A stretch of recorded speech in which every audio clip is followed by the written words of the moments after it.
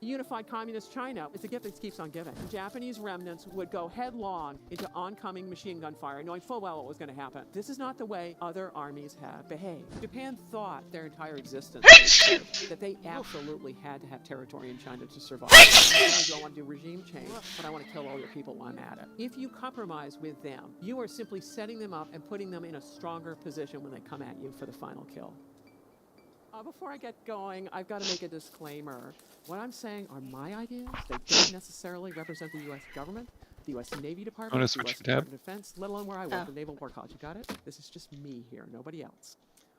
All right. Okay. Americans have a penchant for what I call half-court tennis, which is they like to analyze international affairs and wars by focusing on Team America, what Americans did or didn't do, and then that explains causation in the world. And Americans, on the other hand, their beloved sport, I believe, is football. And those people who love football, many Americans, my understanding of it, I'm just someone who reads books. I don't follow football, but that's just qualifying, I suppose. But anyhow, Americans who follow So she's not football, American? They study both sides, right? They look at their home team, but then they also look at not just one opposing team, but many down to the individual player. And they would no more follow a football game by looking at one half of the football field. And yet Americans, when we do foreign policy, that's often what we do. And it gets us into all kinds of trouble. For instance, in the Iraq War, Americans thought that the Republican Guard was going to be really tough. And it turns out it wasn't so tough. But then there was this post-conventional phase, insurgency that went on and on and on. That surprised Americans. Well, the problem isn't actually a new one. In World War II, Americans were terribly surprised by the things that Japanese did, starting with Pearl Harbor, right? That was a surprise. But also it was the entire way the Japanese fought the war, the way they fought to the last man, the suicides, the brutality, not only to the POWs, civilians, but into their own wounded. And the question is there any way to anticipate in advance how other people are going to behave? Is there any way to get a sense of the other sides of the tennis court net? Now, here are the two gurus of warfare. One is Sun Tzu in Asia, and the other one, Clausewitz, is the big guru of warfare in the West. And both of them would say, hey, you want to understand the other side, you got to make a net assessment. What's that? You would look at political, military, geographic, economic factors, the strengths and weaknesses of all sides to get a sense of things. And today I'm going to make a case for culture. You need to look at that as well. And it's often said that mirror imaging is not what you're supposed to do. What's mirror imaging? It's we get into a situation, and then I decide what I think you're going to do based on what I would do. I project me and mirror image on you. And that doesn't work so well. I mean, you love her lovely face, don't you? The basis of my experience, I suppose I don't have to look at it, but I have a second monitor. I might as well use it. Well, I'm just saying that, I mean, it's just her walking around. Yeah, I know. There's not a lot. But the method of analysis I'm using, you could apply to anyone you want. You want to think about Russia today or whatever, you can apply it that way. Yeah, so do I. Plenty of rocks. But it's as amorphous as it is important. For instance, if I'm going to try to figure out the defining characteristics of another culture, it would be difficult to figure out what the list is of all the different things I would need to look at. And even if I could come up with that list, still, how would I figure out how that would work in something like warfare? Hard to know. But the difficulty of the problem doesn't make it go away. And so we're going to look at it today, and we're going to look at Japanese theorists and belief systems, and that if you believe these things, how this influences your practice. Tojo Hideki said in December 1st, 1941, that our country stands on the threshold of glory or oblivion. He got that right. And he's in an imperial conference where he is confirming with Hirohito that Pearl Harbor is going to go. But he just got really needed to do grass in time. rather than being wound down, being passive. I completely forgot about Admiral Yamamoto Isoroku, who was the man who came up with the operational plan for Pearl Harbor. He thought it had really long odds of being successful. General Tojo gave it a 50-50 chance. Admiral Yamamoto wasn't even sure that it was that good, but he felt it was the best possible plan for Japan to get out of its predicament. Now, from a Western point of view, this makes no sense. You're talking about getting the United States potentially into a war with Japan that's already overextended in China. Who does this? Either you need to ratchet back the policy objective and or you need to downgrade your strategy to something a little more costly or risky. And I suppose we can do is go, oh, they're stupid. Okay. I guess if I call you stupid, that makes me so smart because I can denigrate you. Explains nothing.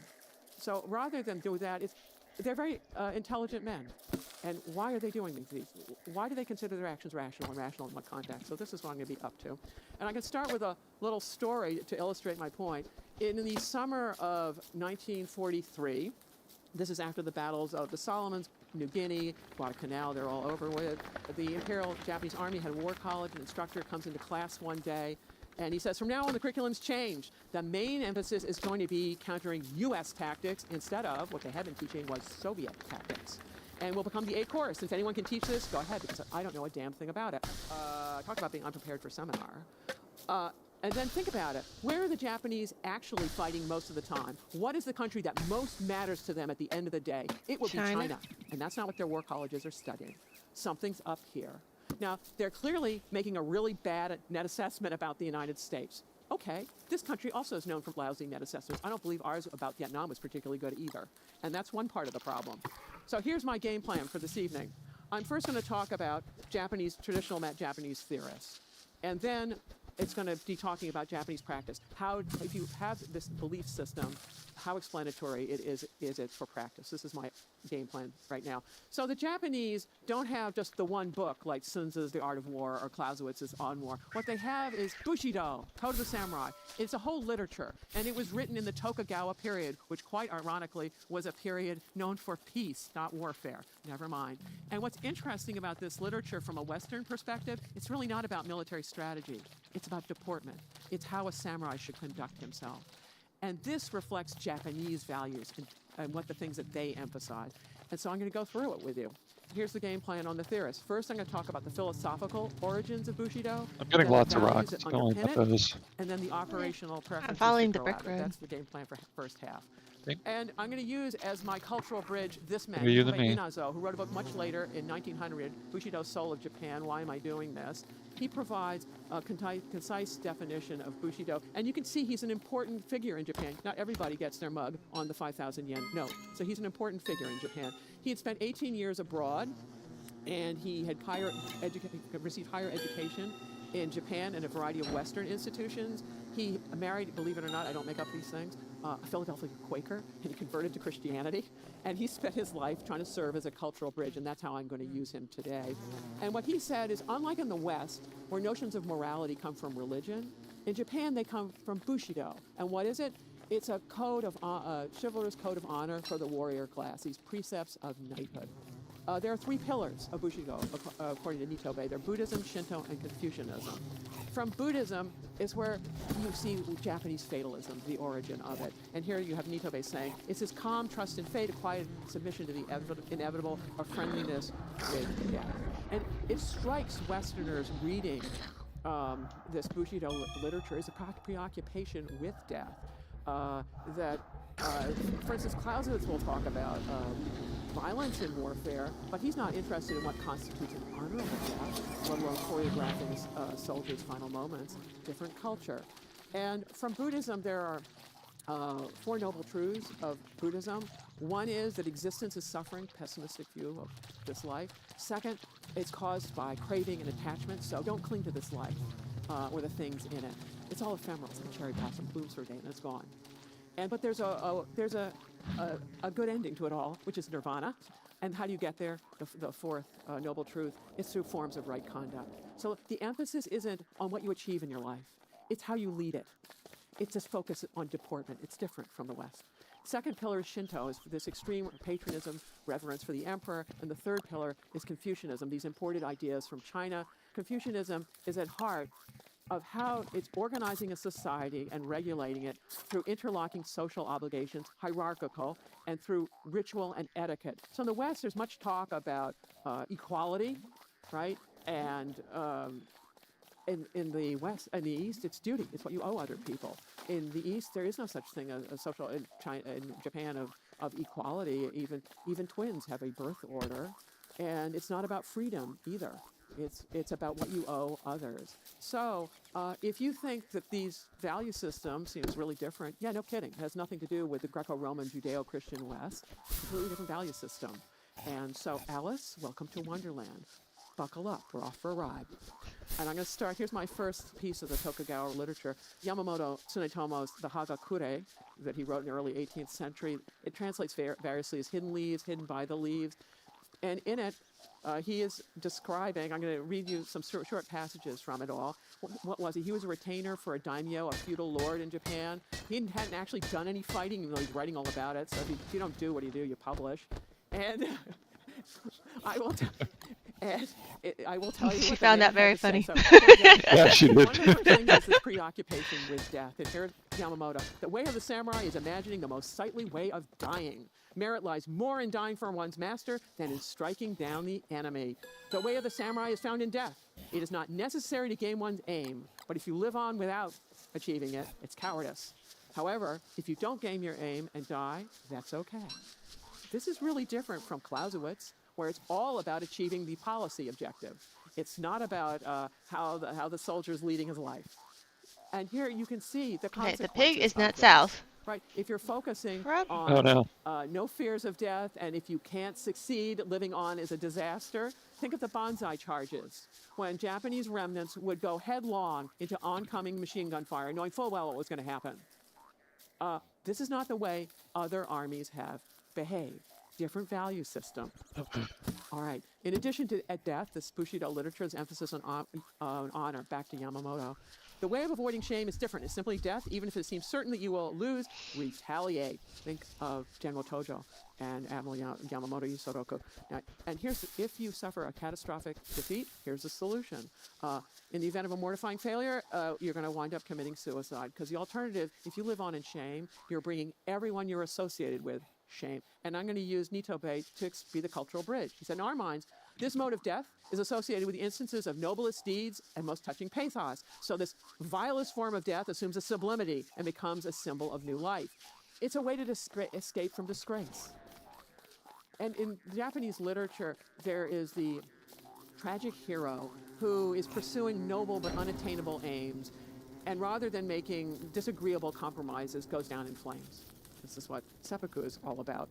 And Nitobe is saying, look, death involving a question of honor was accepted in Bushido as a key solution to many complex problems. And you can think in World War II, yeah, it was. Complex problems like battle plans not working out and a war that was truly not working out. All right. So in addition to death and suicide and honor, we've got loyalty. It's another key value. And back to Yamamoto. Being a good retainer is nothing other than being a supporter of one's lord. A man is a good retainer to the extent that he earnestly places importance in his master. Having only wisdom and talent is the lowest tier of usefulness. So much for Silicon Valley. For a warrior, there is nothing other than thinking of his master. And so back in the day, it's thinking of your feudal lord. In more recent times, it's prioritizing your company over family. In China, it's the reverse priority. It's family over company. And it's different cultures, different priorities. All right, there are strategic implications. If this is your value system, this is what arises from it. First of all, you're looking at damage limitation, damage control, haven't found the not in terms of pigs the yet. physical cost of losing lives, having property blown up. Which way did you go? but in terms I of went honor. south, but I didn't see anything, Also, so I'm going there's north now. a tendency to equate I operational don't know. I don't with see no strategic pigs success. on mine. Operational success North is doesn't I don't work. even know where the Maybe yellow brick battle road here is. and now. Strategic I know. success I is, went to a okay, fake one. we're in a Apparently, war for there's some fake ones. reason. What is the reason you're in the war?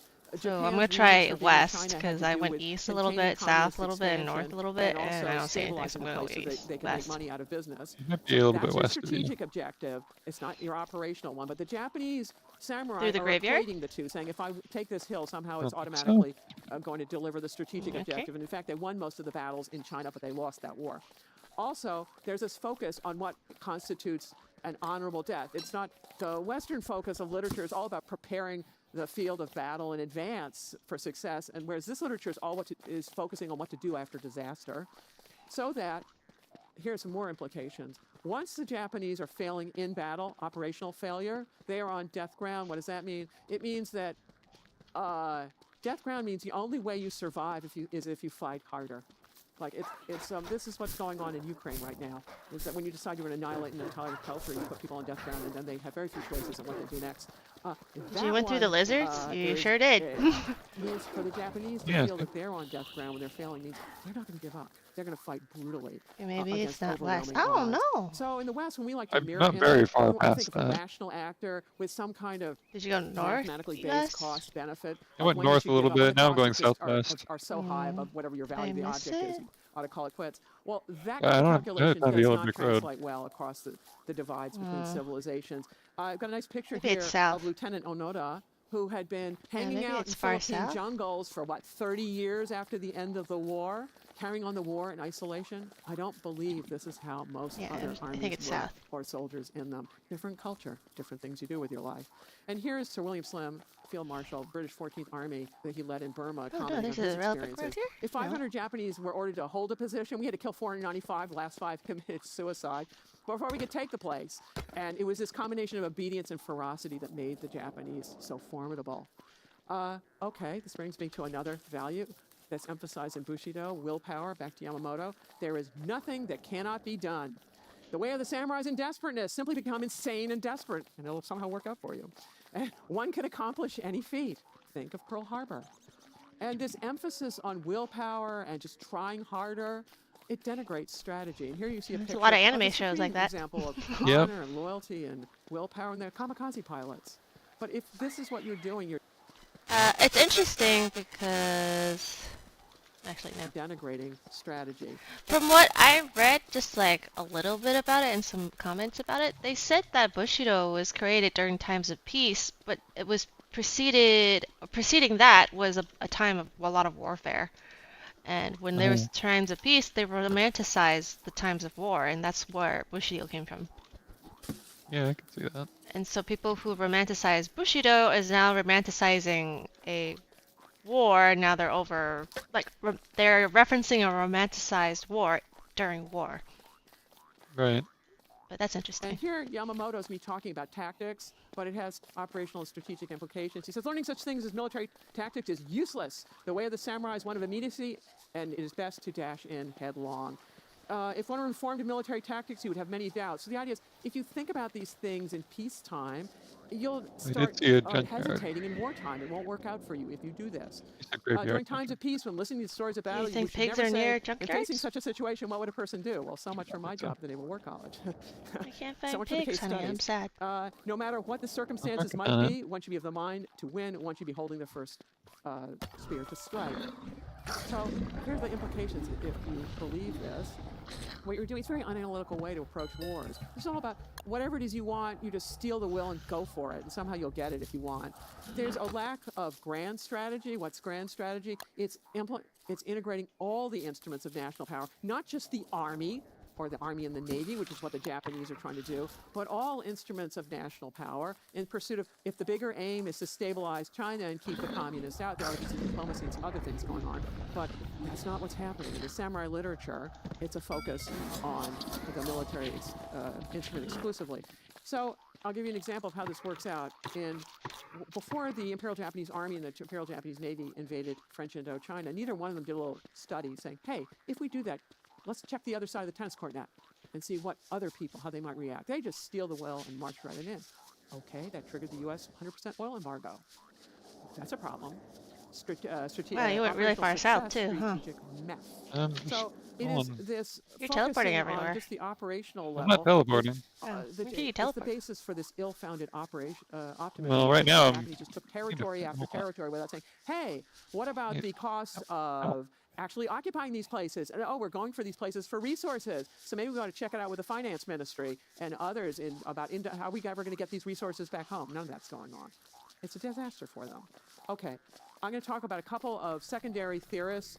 One of them is Taira Shigesuke, who is a contemporary of Yamamoto, because he provides a really concise definition of the operative values of samurai culture. Only 3 things are considered essential: loyalty, duty, and valor. So steadfastly loyal in battle as to disregard his own life. What he's actually talking about is group loyalty. In the West, the basic unit composing society is the individual. Well, in the East, it's the group, and group interests take primacy over individual interests.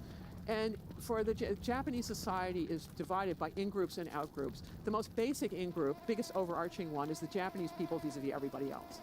But within Japan, everybody comes from a different province, a different locality.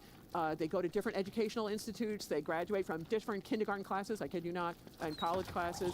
If they work for different companies or they work for or they're in the military, they're in different branches. And you also have family loyalties. And you owe each of these nested and overlapping groups different obligations. And sometimes these obligations conflict, and if the conflict's really awful, that's another reason for committing suicide. And then if you look at the Japanese language, the moment a person opens their mouth to speak to another Japanese, you can immediately listen to the grammatical forms that are being used, the specific word choices, to know what's the degree of hierarchy, like where do they sit in this unequal hierarchy, and whether it's in-group, out-group. So everybody feels, or most people feel, some level of group loyalty. This is human. But in Japan, the levels of membership are much more finely calibrated, and they're re-emphasized by these social, cultural, and linguistic reasons. So this group membership and stovepiping, ultimately, is going to be a much stronger feature of Japanese culture than some other places. All right, last theorist is Miyamoto Musashi, who, unlike the other two, actually did a little fighting. He was born a little earlier, and he was a master samurai who taught people martial arts. And from him, you get a sense of some of the operational preferences deriving from these values. And I'm going to go through all of these in turn. First is risk intolerance, because remember at the beginning, I started with the two flag officers saying, well, we're going to do this war in the Pacific when it's unlikely we're going to succeed. We're going to do it anyway. And here is Miyamoto. Furthermore, to fight even 5 or 10 people single-handedly in duels, that's what my military science is all about. So what's the difference between the logic of one person beating up 10 people and 1,000 people beating 10,000? Logistics, my friend, but never mind. And then another thing that he emphasizes, in addition, don't expect long odds to deter the Japanese back in the day. Surprise is another one. Think about a situation that has stalemated and is going nowhere, which is what the China theater was for the Japanese, and how do you get out of it? And the answer that Miyamoto has is not come up with a new policy objective, but come up with a tactic that'll somehow put your enemy off balance and then get what you want that way. And the way the Japanese did this was often by opening a new theater in a war, by surprising people by the new places that you were going to start engaging in military operations. And here's how it worked. China had been a failed state since 1911. And it had had an escalating series of warlords fighting each other in this multilateral civil war. And the Japanese were appalled, particularly after the United States passed a policy tariff in 1930 that cut them off from international trade. So then they're thinking, now what? Well, we're going to need an empire big enough to survive since no one's going to trade with us. And so they invade all of Manchuria in 1931. They have it pretty much stabilized by 1933. Okay, that was surprise number one. But the rest of China's a mess. Well, I see a yellow brick road, but you probably followed this one. There's a lot of frogs. Nationalists under Shanghai Shek communists I and don't know. Mao Zedong Yeah, you went through a wormhole to get here. dosages of Sanity is Soviet awful, aid. by the way, The partly Japanese because of are that. appalled with all this. This is the north end of it. It So didn't it's go very time far to north. surprise everybody again in 1937. Hey, I'm And that's so when gonna they invaded die. all the way down the Chinese coast and up the Yangtze River. I'm And at age 70 and I died at 80. I got hit. But then they get to the end of the railway Oh system. no. Oh, and by the I'm way, China's low not on health pacified. too. It's just churning. I'm not And so now horribly Japan is opposed even to more restarting, overextended. making a As new a map. result of doing that, Russian aid goes up, and then you're going to get U.S. aid in there. So the If we problem could is find the worse. pig within today, Time for then another I'd be surprise, really happy. big one. Okay. But if we infamous don't find the day pig in today, December then what can 41, we it do? wasn't just Pearl Harbor. That's Alright, Team this is America probably focusing the on one young that Team you already America. followed, but I The will. Japanese I see some attacked frogs. all across the Pacific that day. A lot of frogs. Okay. Oh, that's a lot of Now frogs. what? Here, the United This China's yellow brick never road been is always able to threaten the Japanese home island, well, the United States. Here, the United States is totally isolationist. Most Americans couldn't find Japan on the map. Well, after Pearl Harbor, they sure could. And suddenly the United States isn't isolationist anymore, and they're coming to get the Japanese. So you can see the samurai values in operation here. Just Okay, try harder. I More guess- dosages of willpower. Eventually you'll Can we win, start? or you'll die trying.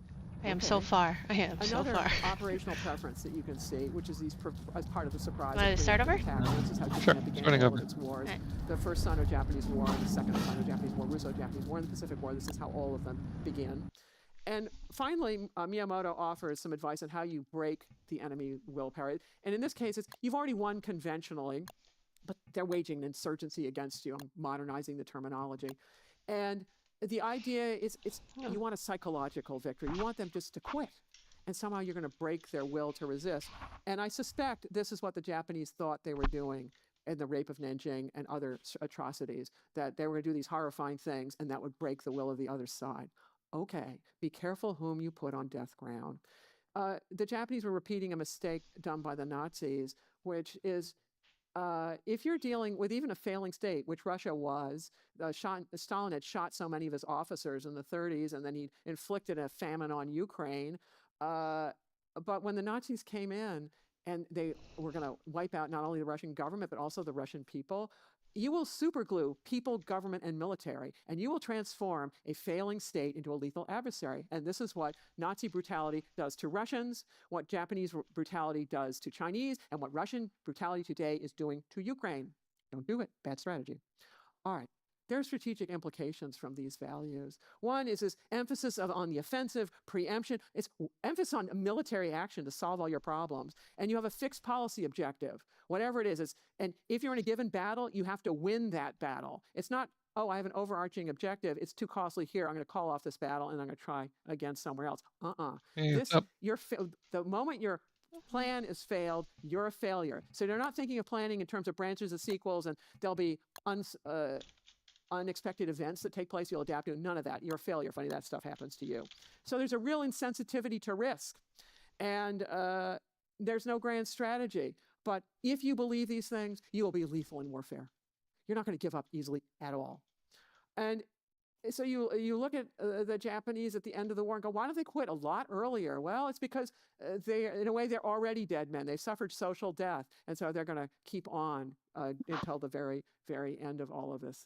And it's a great sin of omission, this absence of grand strategy. The Japanese aren't the only ones to have done this. The belligerents on all sides in World War I were thinking all of See you. I see you looking. Go on. So if you look at what the Japanese are doing, Wow. they had some Wait, vague no, ambitions. I don't want to go north. I want and plan wanted to be take in this. advantage of Oh, opportunities. there's two I guess trains. so. You find it going north. What winning I this go war is. east. How much territory should I Japan think this is take? east. and I always call go it a east and day? west, south. Done. It's been Mixed successful here. Rather, Going east a their bit too. territorial Flint. acquisitions are really a function of what they were able to take and what, in anger, they did take, but also a function of strategic failure.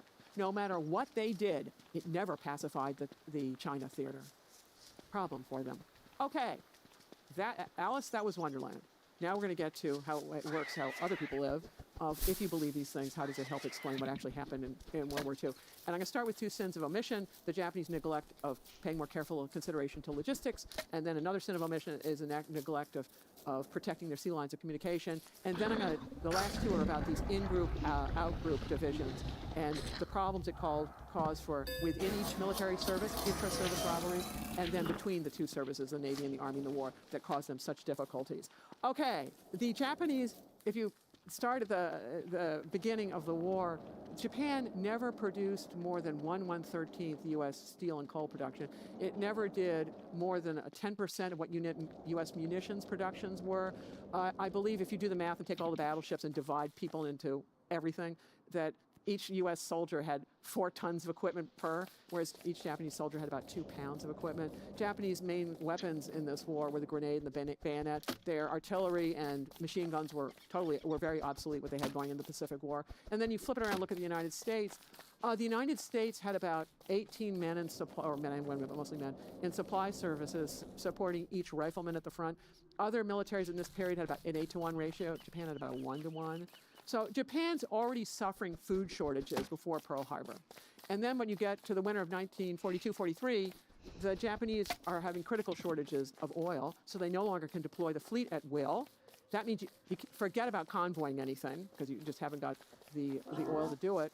And yet, when you get to 45, when they're predicting they're going to have absolutely zero aviation fuel and other fuel by the end of 45, you have the government saying, so we're going to fight on for this honorable whatever it's going to be. These Bushido ideas of that you just persevere, loyalty, honor, duty, keep going. All right, I'm going to be quoting this gentleman's diary, Admiral. I like the last one better. He was the chief of the staff of the combined fleet until his Just plane started. and Admiral I know. Yamamoto Isoroko's plane were shot down. U.S. code breaking was quite good. We figured out where they were, and we killed Admiral Yamamoto, but this man survived. And by the time he wrote this entry, he was the head of an air fleet on the home islands sending kamikaze flights out because Japan simply lacked the ability to do too much else this late in the day. And here, is his last fuck is diary this? entry written on August 15th, 1945.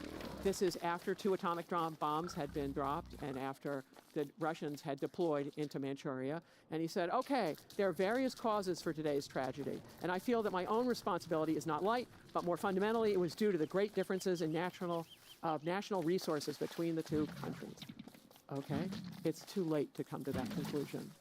U.S. production statistics have been on the books forever, but when Japanese read these numbers, they thought they were ludicrously high and discounted them as propaganda. And those who knew better, who'd done tours of duty in Britain or the United States, they weren't promoted because they were defeated. I believe that Admiral Ugaki kept and maintained his diary is because he was an honorable samurai. He had believed in Bushido, the ability of willpower to more than compensate for inferior resources, but the war's outcome had proved him incorrect. And so, as an honorable samurai, he paid with his life, and he kept his diary to nothing to be ashamed of. He'd done what he was going to do. Here I have the last prime minister of Imperial Japan, Prince Higashikuni Narihiko, talking about his take on the war. He said, I think the basic cause of defeat was a loss of transport shipping. Okay. By the end of the war, Japan was down to 1/9 of its transport shipping. It meant the empire was paralyzed. What's the point of taking all these territories if you can't get the resources back? The Navy had always focused on the mission. I just came by south. There's Alfred not much down there. Fairman, who's from where I work back in the day. It was all about fleet-on-fleet engagements. I have no grass. I hope I have grass on the way back. But it turns out I only have 4 grass, which is enough to the survive. Japanese Navy hadn't focused on. You need to find transport grass. duty. Mahana The called only thing that you a can do with that. promising secondary operation. Actually, it turned out to be trying. primary in the Pacific. That U.S. submarine services paralyzed their sea lines of communication. Go submarines. But so here's Admiral Ugaki Matsume, who is talking about, he eventually comes around to recommending a more defensive strategy of not having this fleet on fleet because they've lost a lot of the fleet and then they don't have the fuel to run it. But by the time he's recommending a more defensive strategy, they don't have the fuel or the assets to do that either. Earlier in the war, here's his take before all that bad stuff had happened. It's too bad for the officers and men of the submarine service that they have not yet sunk any important men of war, only merchantmen, while his disdain for the target would cost him. And he noted later on, when he's trying to account for why the Battle of Guadalcanal is going so badly for Japan, he said the aim of supply and transport to the front has not even been half fulfilled each time. It led those on the verge of death, the Army, to be extremely skeptical about the Navy and thinking that the Navy is just sacrificing the Army. Well, no kidding, that's what the Army thought. Because for an expeditionary force, you absolutely need the Navy to deliver you there, to maintain your supplies there. And they're thinking, the Army's thinking, you Navy are being irresponsible, not doing any of these things. So there are tremendous inter-service rivalries between the Army and Navy in Japan. And it goes back to the pre-war budget wars, where Japan's a resource-poor country, and both services have what they consider absolutely essential things to be funded. Japan didn't have the money to fund both. And then when you get in war and you start expending these things, you need even more money. And so the disagreements were brutal. But before I get there, the in-group, out-group differences that stovepipe things and cause problems aren't simply between Army and Navy. They're within each service. So I'm going to start there. And to be fair, I'm going to provide one example for each service. I'll start with the Army. It was the Guangdong Army, or Japan's Army in Manchuria, that decided to invade all of Manchuria back in 1931. It was not the home office back in Tokyo, but it's this branch that turns out kicks off a 15-year war. So these folks think that they know what's best for Japan and how best to defend the empire, and they're just off and running. Meanwhile, there are a series of coup attempts, some of them where Navy is part of it, a lot more of them with the Army that's dealing with it, going back and forth. And at the very end, when Emperor Hirohito is capitulating, there was one last coup attempt, which amen, it failed, because the war might have terminated quite the way it did if it had succeeded. So the point is, if you got coups running on, that is not called unified command. It's a mess. And the Navy wasn't any better. I have a different sort of example here. During the war, the U.S. Air Service, people who were flying planes, they would alternate combat and training missions so that you would bring back someone who had survived and learned something from combat to tell new people what things to avoid, how not to get yourself killed, and some other things. Yeah, well, west, in Japan, more in west. groups, you sign up together, you train together, you fight together, and you die together.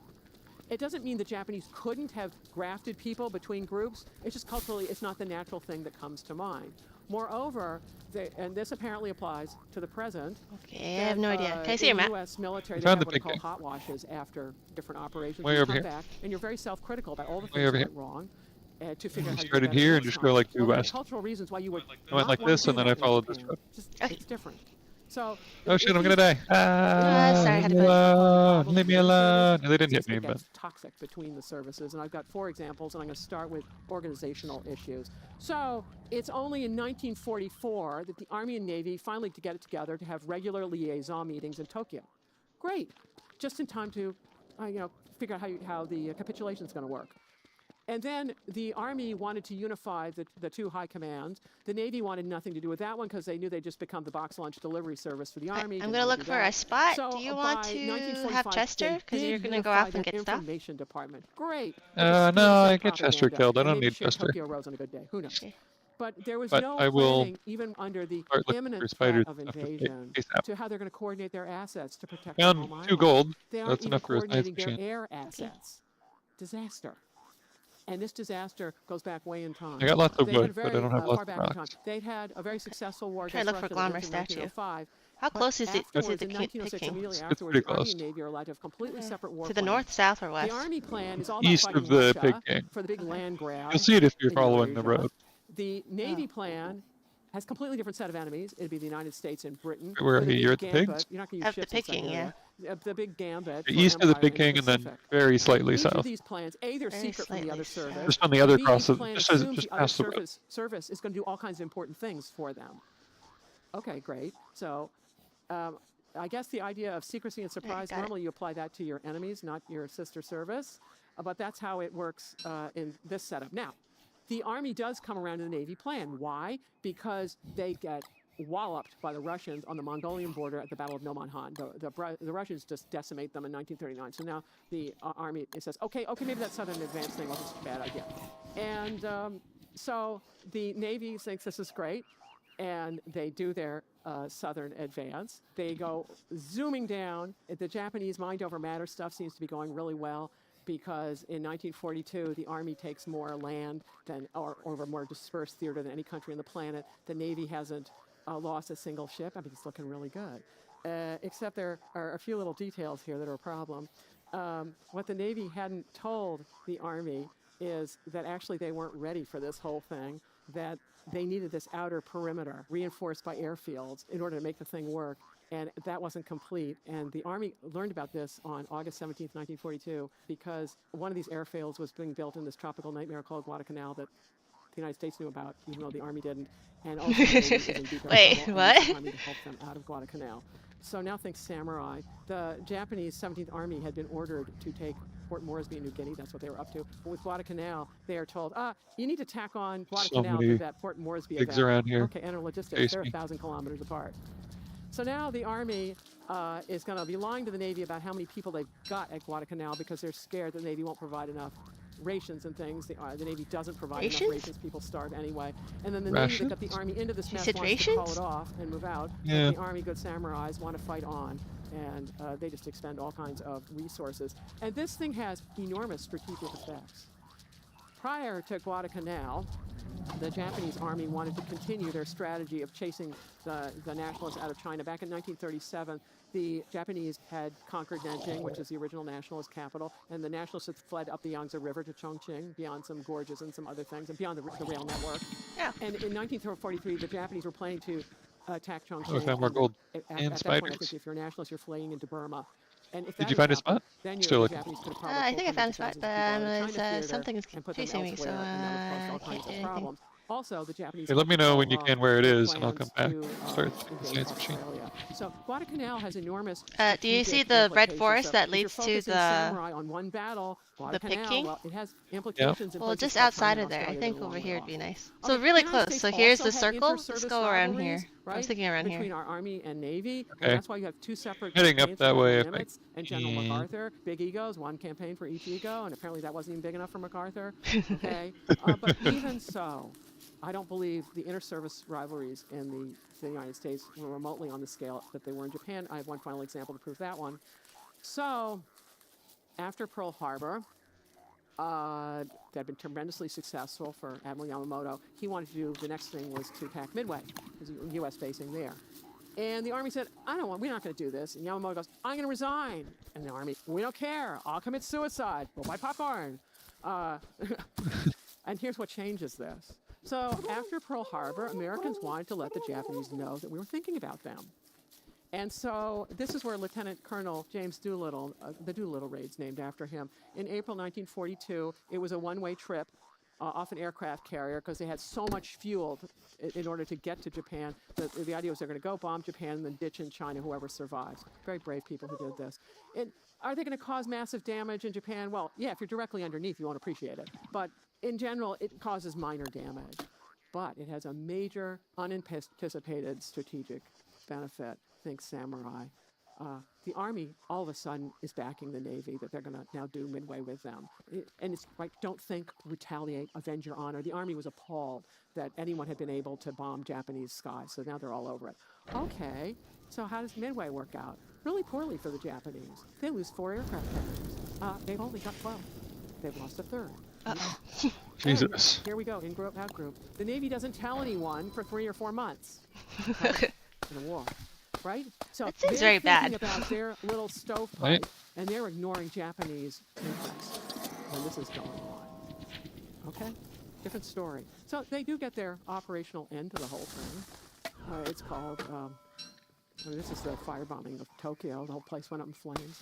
In fact, it got so hot, the canals boiled. It's an operational solution. It's unconditional surrender after a protracted war of annihilation that destroys just about every single Japanese city, minus a couple that survive. What broke the stalemate? And here's what happened. It's 3 really bad things that happened in 4 days. Talk about a concentration of really bad events from a Japanese point of view happening all at once. And you want to talk about, this is the psychological shattering that actually happens to the Japanese. First, the United States drops an atomic bomb on Hiroshima. 2 days later, the Russians pour 1.5 million people into Manchuria, the nightmare scenario of the Japanese army. And they know if this war protracts, the Russians are going to come down through Manchuria, down the Korean Peninsula, onto Hokkaido, and down the home islands. It'll yield a divided Japan if it goes on for a long time.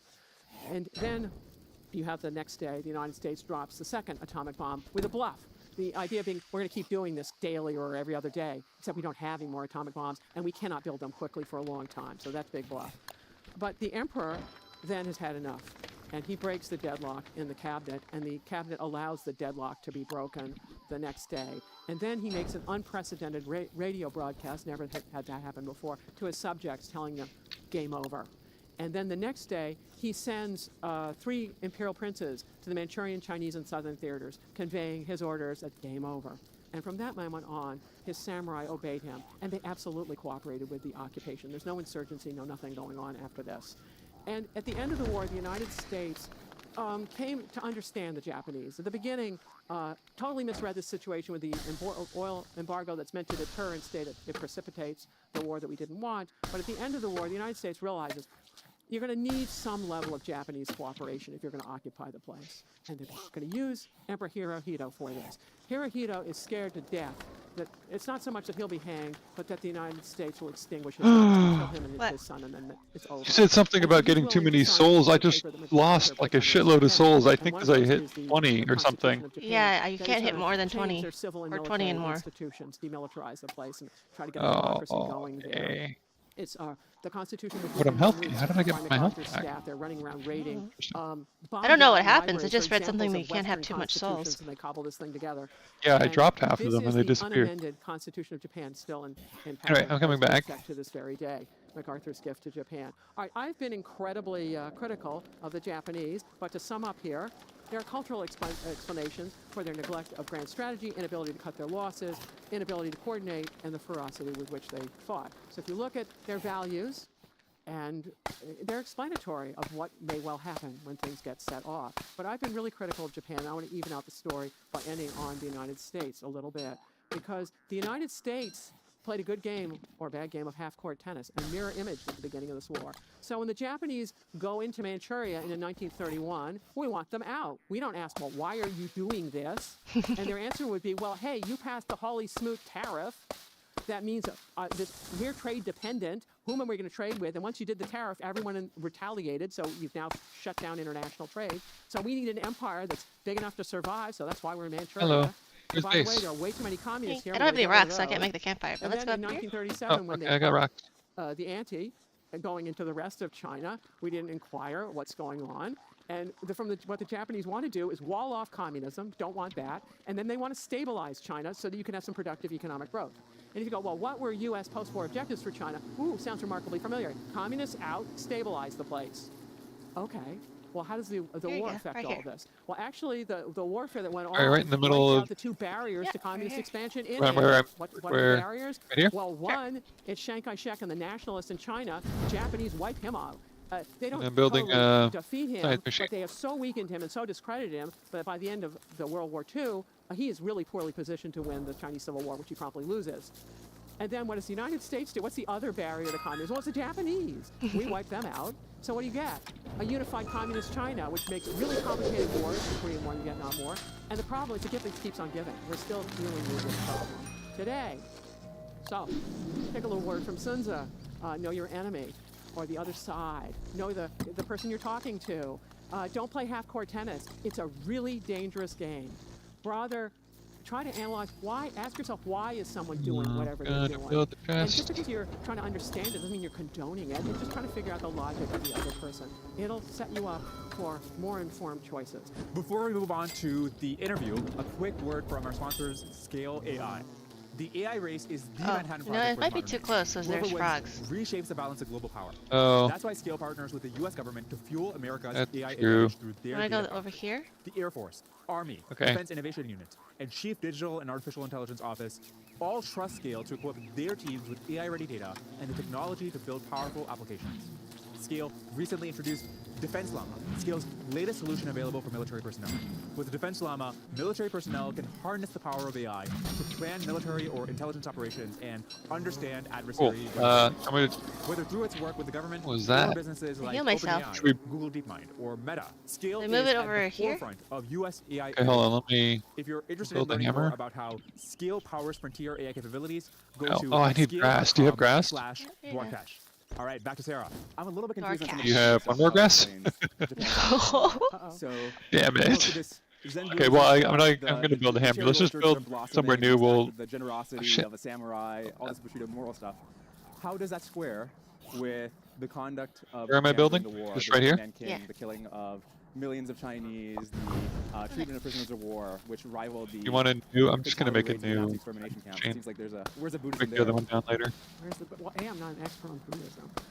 But see, you've got a lot of things conflated in there. Wait, do you have rocks? If you're asking I about. don't have any rocks. You can open Chester and the see. Part of the brutality of the war is Japan's need- totally out of resources, and you're thinking Yeah. it's going through a massive area of You territory. need a lot of rocks. They actually had no ability to take POWs, or if they took POWs, they'd have to halt the military operation, and then you got to put these people somewhere, and so they just slaughtered them instead.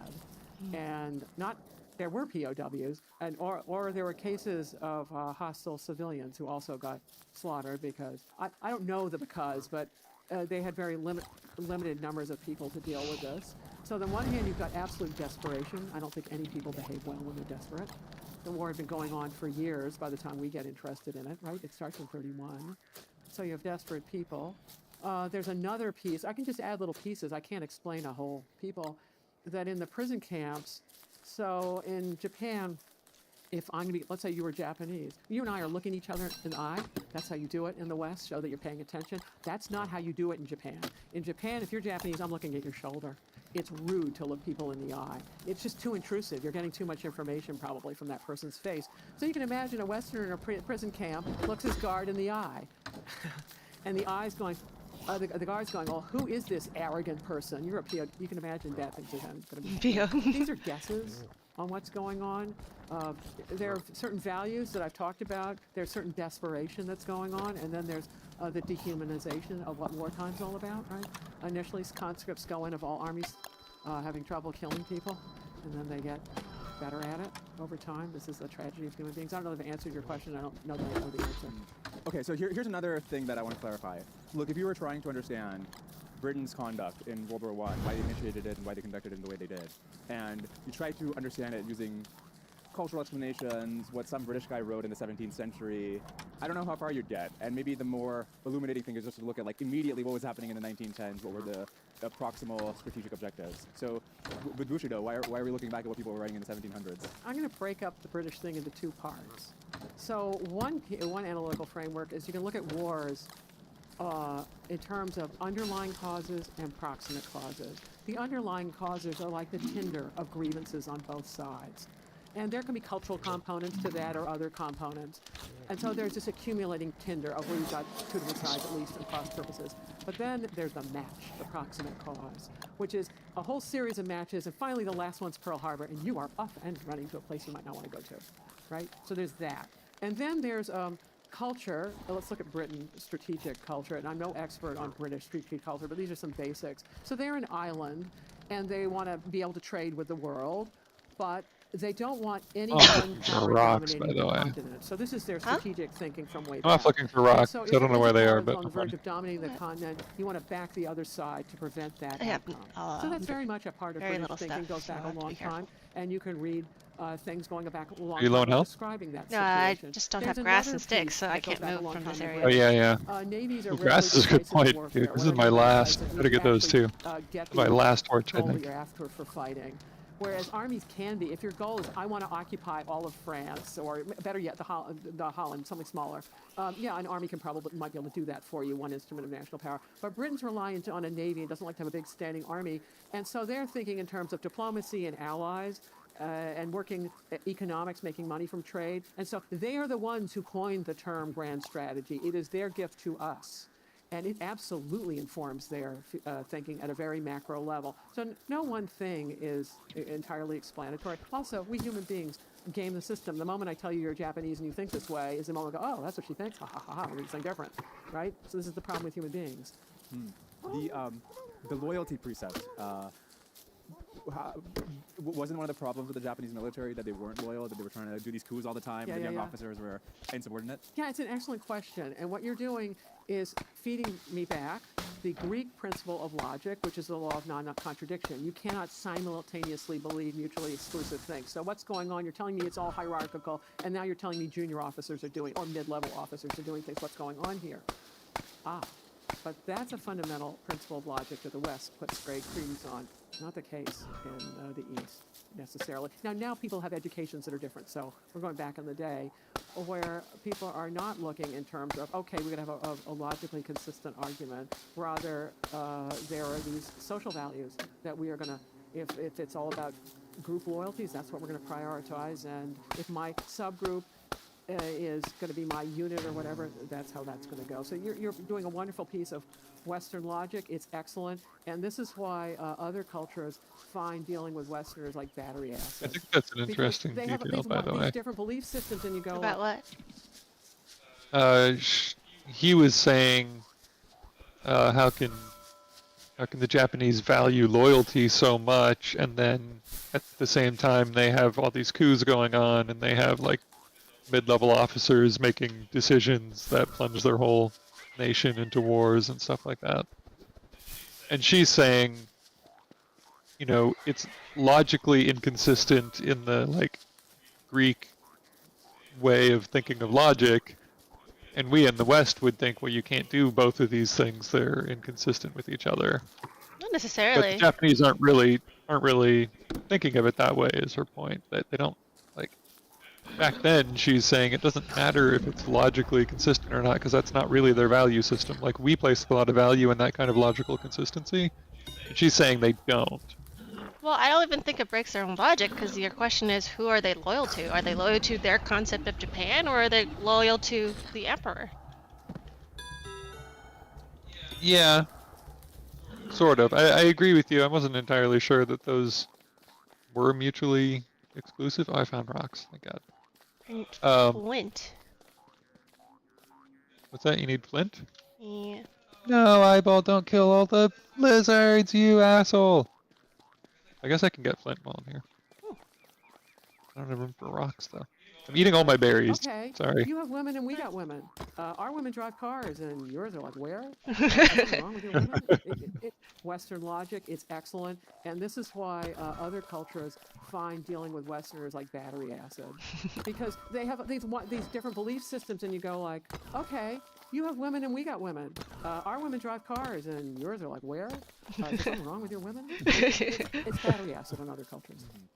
I was struck when you were describing, the Nazis were putting their enemies on death ground, the Japanese were putting their enemies on death ground, and in both cases it was detrimental because you were preventing the other side from surrendering.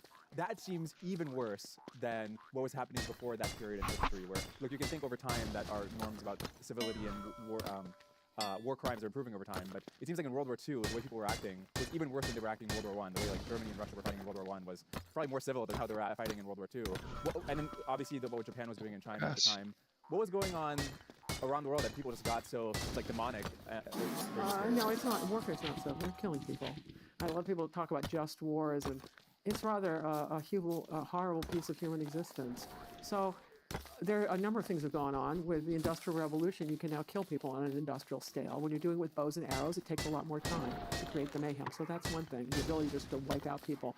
World War I on the Western Front was all entrenched. On the Eastern Front, there was a great deal of movement, but on the Western Front, it was entrenched, which meant civilian populations weren't really touched by it, right? Where the initial fighting, yeah, they're leveled, but once you get a trench, you're not. And then we in the West don't actually study too much what happened to the civilians on the Eastern Front where it's moving around. This is back to my half-court tennis, so we're not paying attention to those civilians.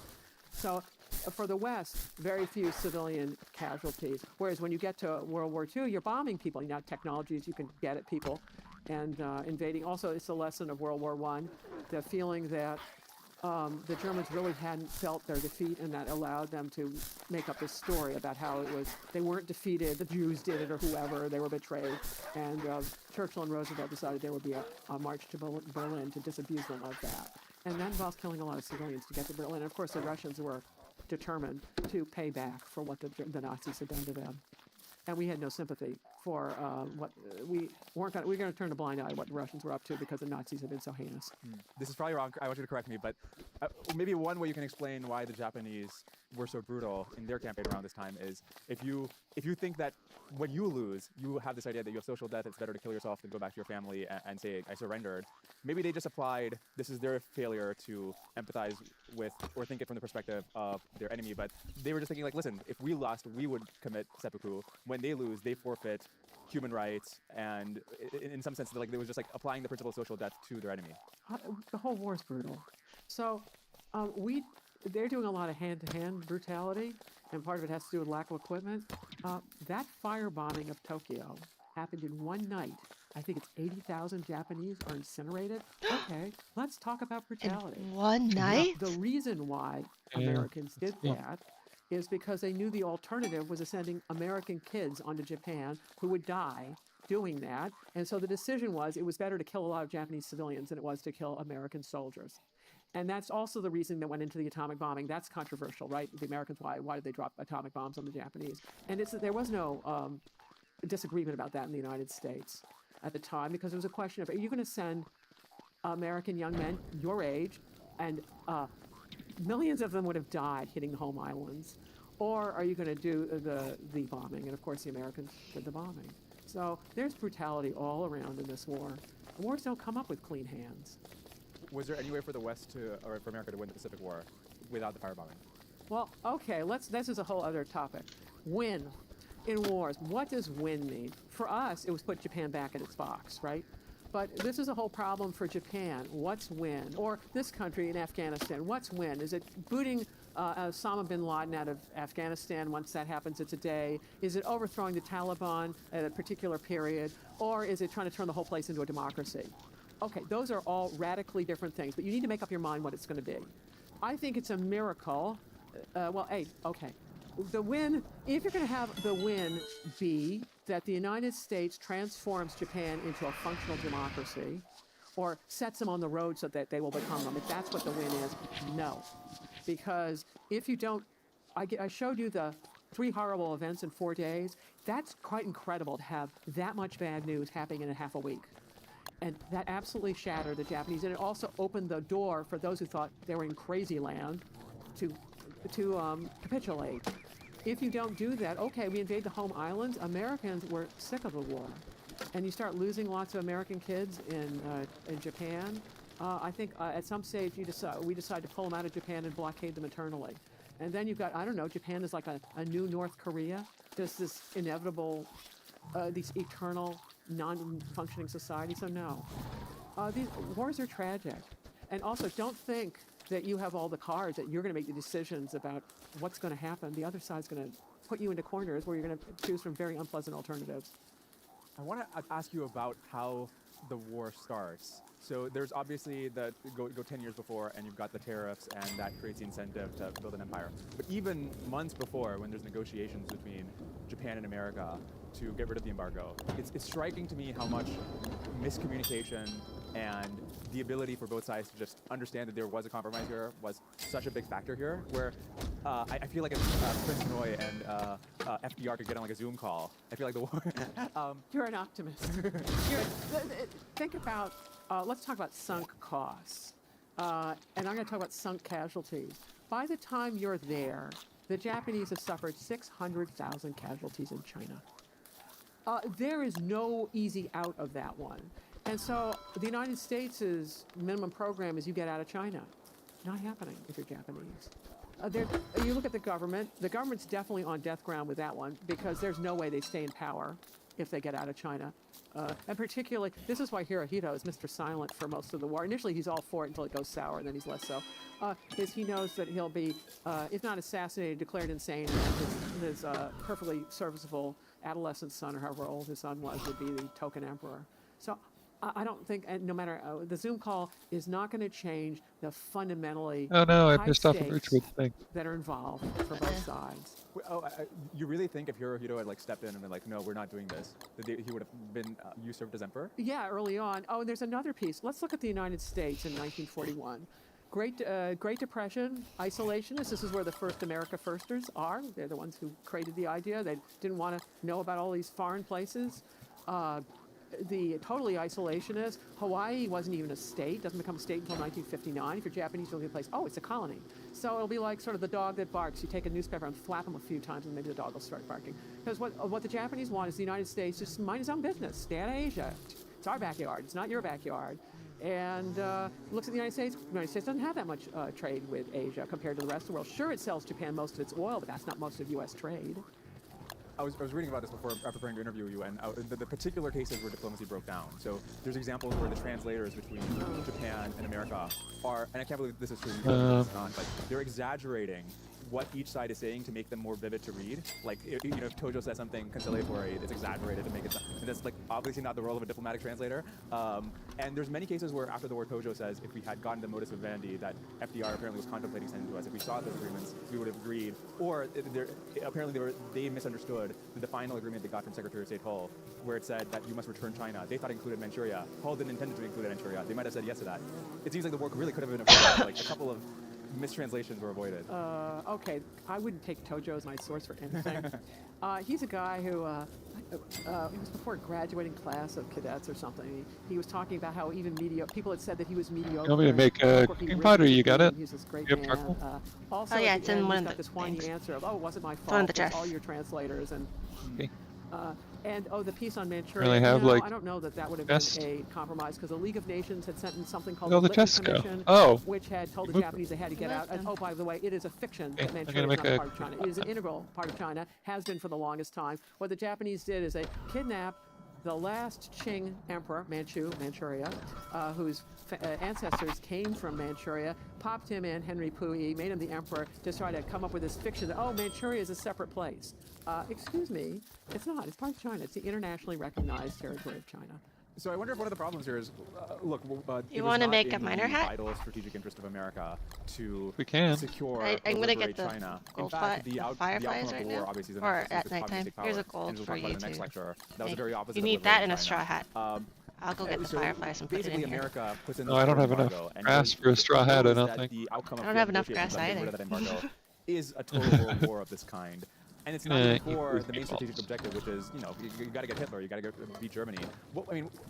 Wasn't this just our failure of grand strategy to realize, why are we doing this? What's our strategic objective Hold here? on, we weren't fighting Germany. The only reason we fought Germany is because Hitler made a major blunder. He had an alliance with Japan that said if Japan was attacked, he would come in. Not if Japan attacked someone else that he would come in. He interprets it broadly, and he declares war on this country. That is how the United States got into World War II. Europe. If Hitler had not made that blunder, FDR would have been in a world of trouble trying to explain why he's suddenly going to be fighting Nazis over an attack on Pearl Harbor by Japanese. So that's a separate issue. The Wow, main that thing seems very dumb. Americans who thought deeply cared about is the international system. That we should deal with each other through laws, through freedom of navigation. So this is how you run your commercial transactions, that big countries don't get to overrun small countries, because if they do, the entire international system goes down. And the logic that you're describing is excellent logic, and this is what the Japanese are saying. It's like, why would the Americans care about this? Americans care deeply about the international system, or people who are thoughtful about it. And it's also like, why not let the Russians eat all of Ukraine? Why are the Europeans suddenly all over this problem, right? And they've unified very recently on this. It's because the whole system is at stake. So it is really high stakes at a strategic level. The Japanese are looking at the operational level and going, why do you care about these countries? We care about the entire system because our prosperity is based on it.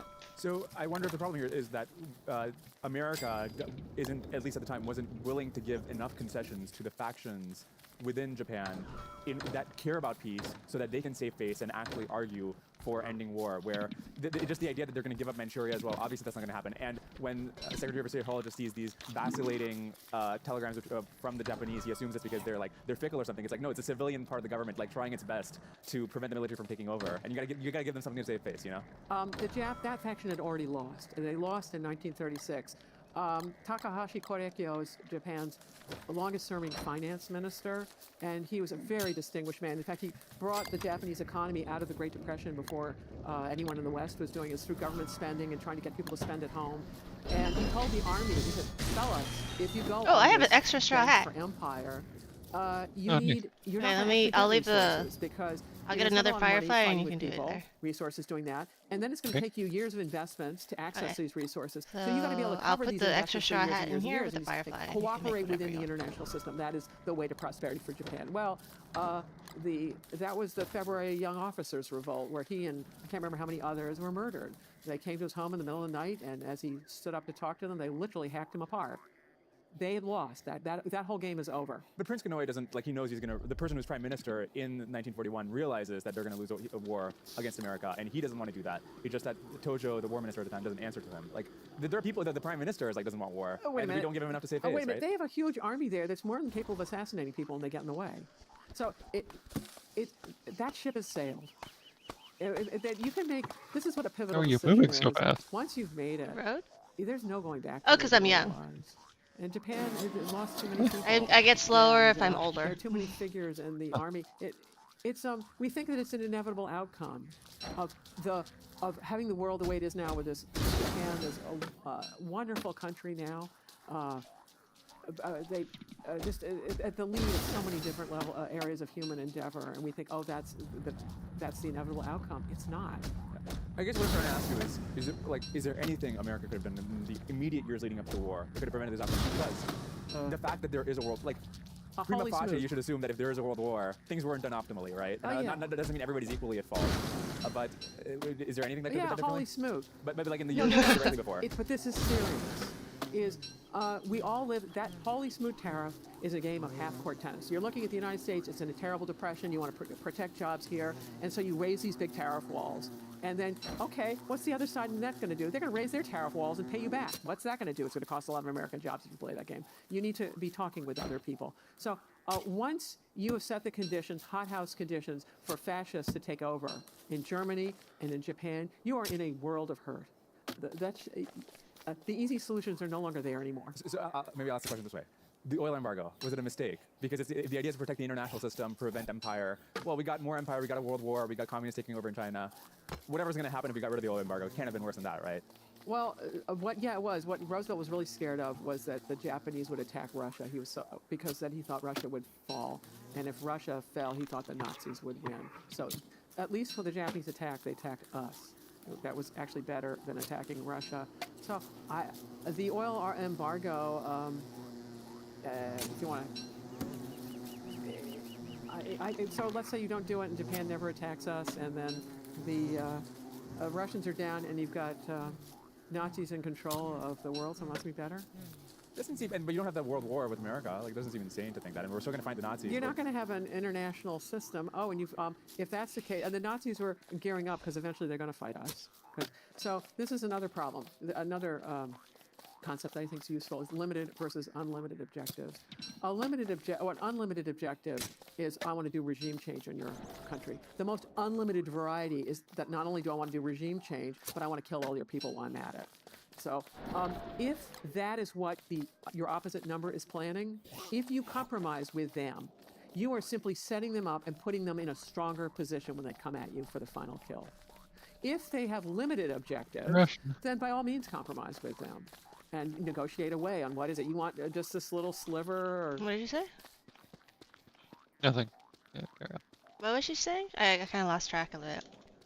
She's talking about her idea of limited and unlimited objectives. Unlimited is like regime change, or regime change plus kill all your people. Mm.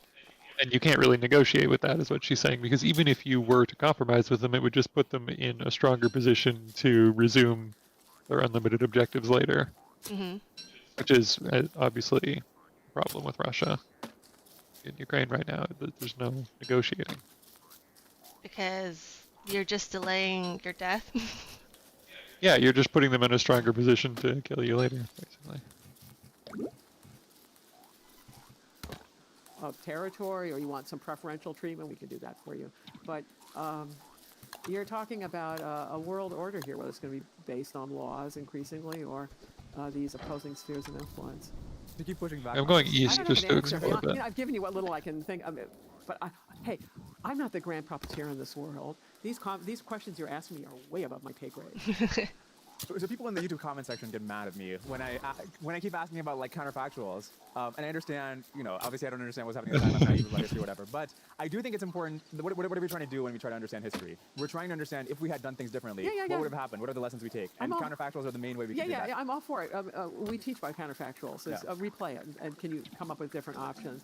I think you're in a series of really awful options. Mm-hmm.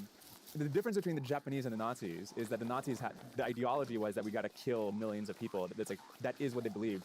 The Japanese didn't in the same way No. have the ideology, and then naturally they had their continental empire. They also wanted trade, and they don't like communists. They don't want the communists to take over in China. It just seems like naturally, if we didn't go to war with them, we might have been allies as we ended up being later on. Well, they attacked us, and After the oil embargo. Yeah, but But the question is like, should we get rid of the oil embargo? But So that attack wouldn't wait a happen. second. The Japanese are saying we have the rights to your oil. Excuse me, we have the right to sell it or not sell it to anyone we feel like. All right?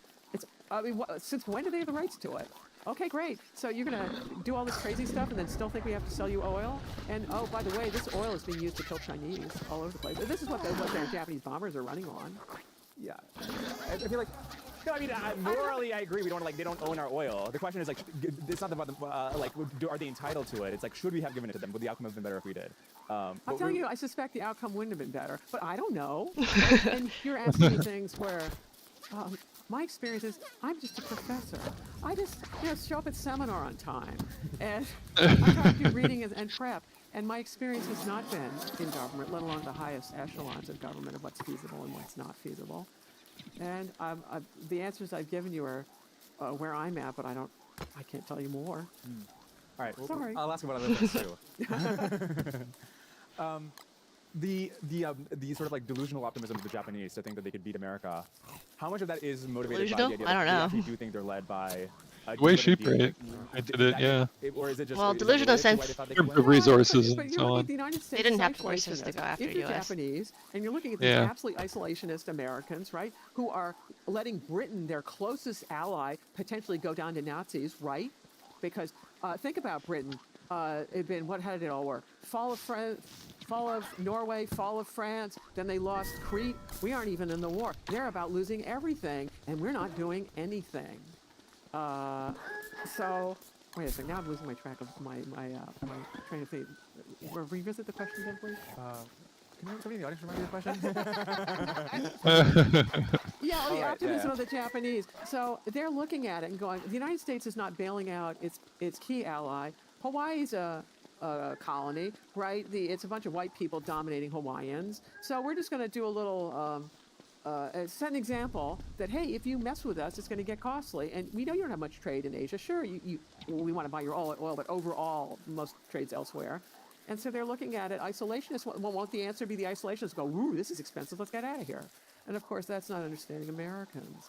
I remember I was in seminar the day that 9/11 happened, and the TV, there was TV in the seminar rooms, and there was a break, and after the end of the break, the students had the TV on, and we're watching Tower 1 had gone down, and then while we're in seminar, the next one we're watching, it goes down, and I thought, oh, well, there's going to be hell to pay for this one.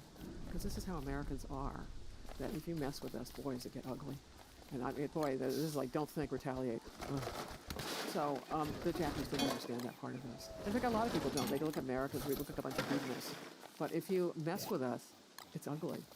If you are in the Japanese government a couple years before, so like 1939 or something, it sounds like from your earlier answer that you think it was a sort of hopeless situation if you're a finance minister or if you're the prime minister.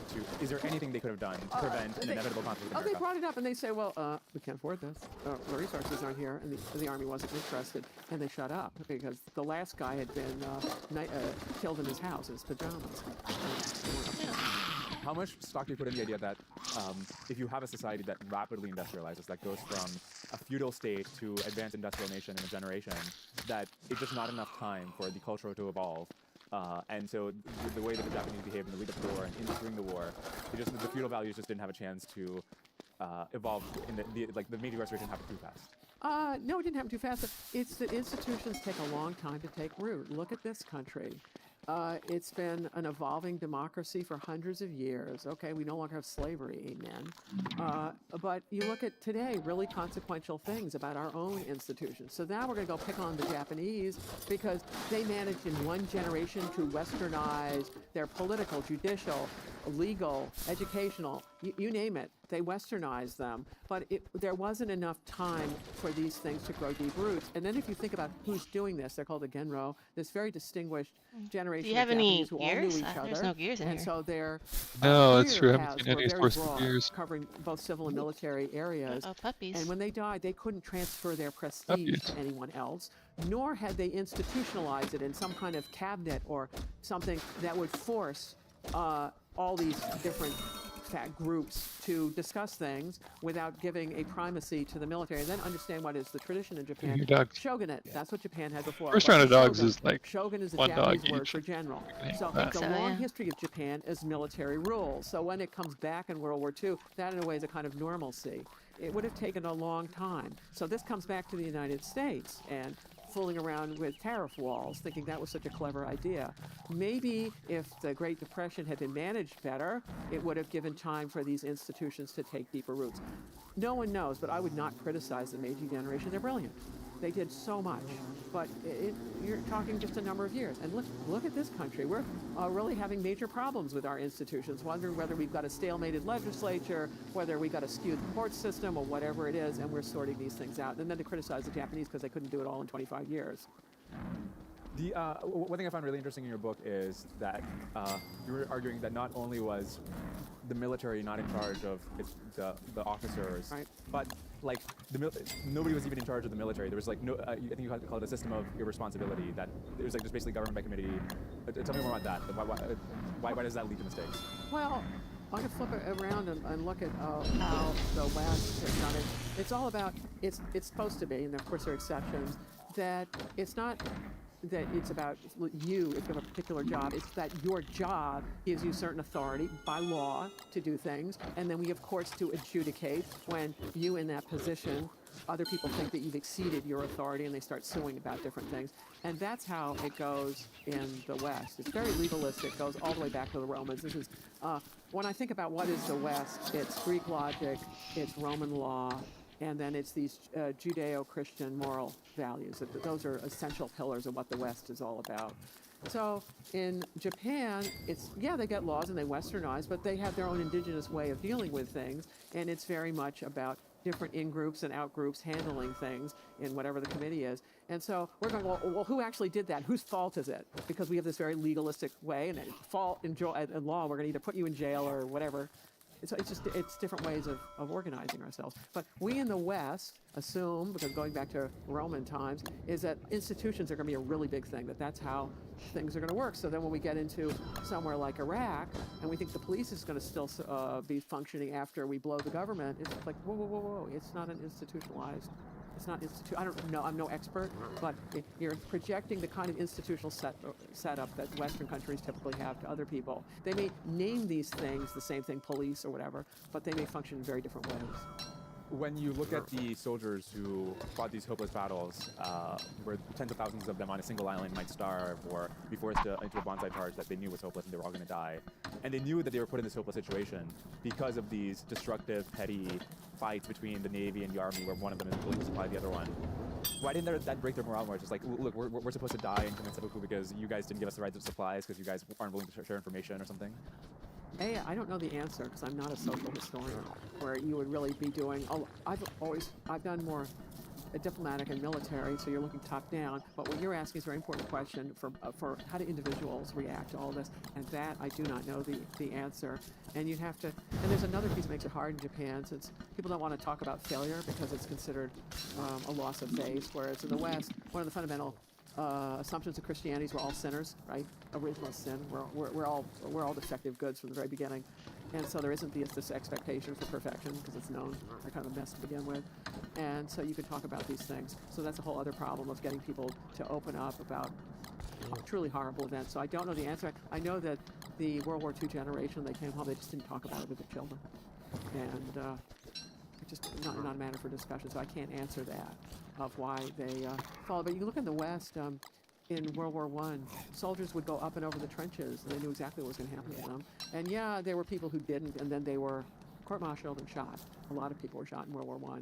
But there's been a change in society about what young men are willing to do when their officers start telling them. The way the Russians solved this problem in Ukraine, but Stalin would do this too, is you send people up ahead, and then you've got the KGB or whatever, the killer unit, so that anyone who tries to go the wrong way in the battlefield, they get machine gunned by their own side. That's one way to get an army to go forward, and that's what Putin is doing right now. But anyway, it's in more democratic places, people aren't willing to go along with this now, but in the West, we did it too. When you're having lunch with your colleagues, with the people who are also experts in this field, and you're discussing, look, what are still the big unresolved questions? We don't understand why this person did X or why events transpired in a certain way. What are like the big things where you guys have to hassle it out? Oh, well, it's more if someone's decided what the curriculum's going to be. And and then you teach it. Oh, and by the way, as of like 6 months ago, I've moved to the Maritime History Center, so I'm no longer teaching. So I'm just doing research at this stage. Well, I think the whole point of the curriculum at the War College is to get people out of the operational level.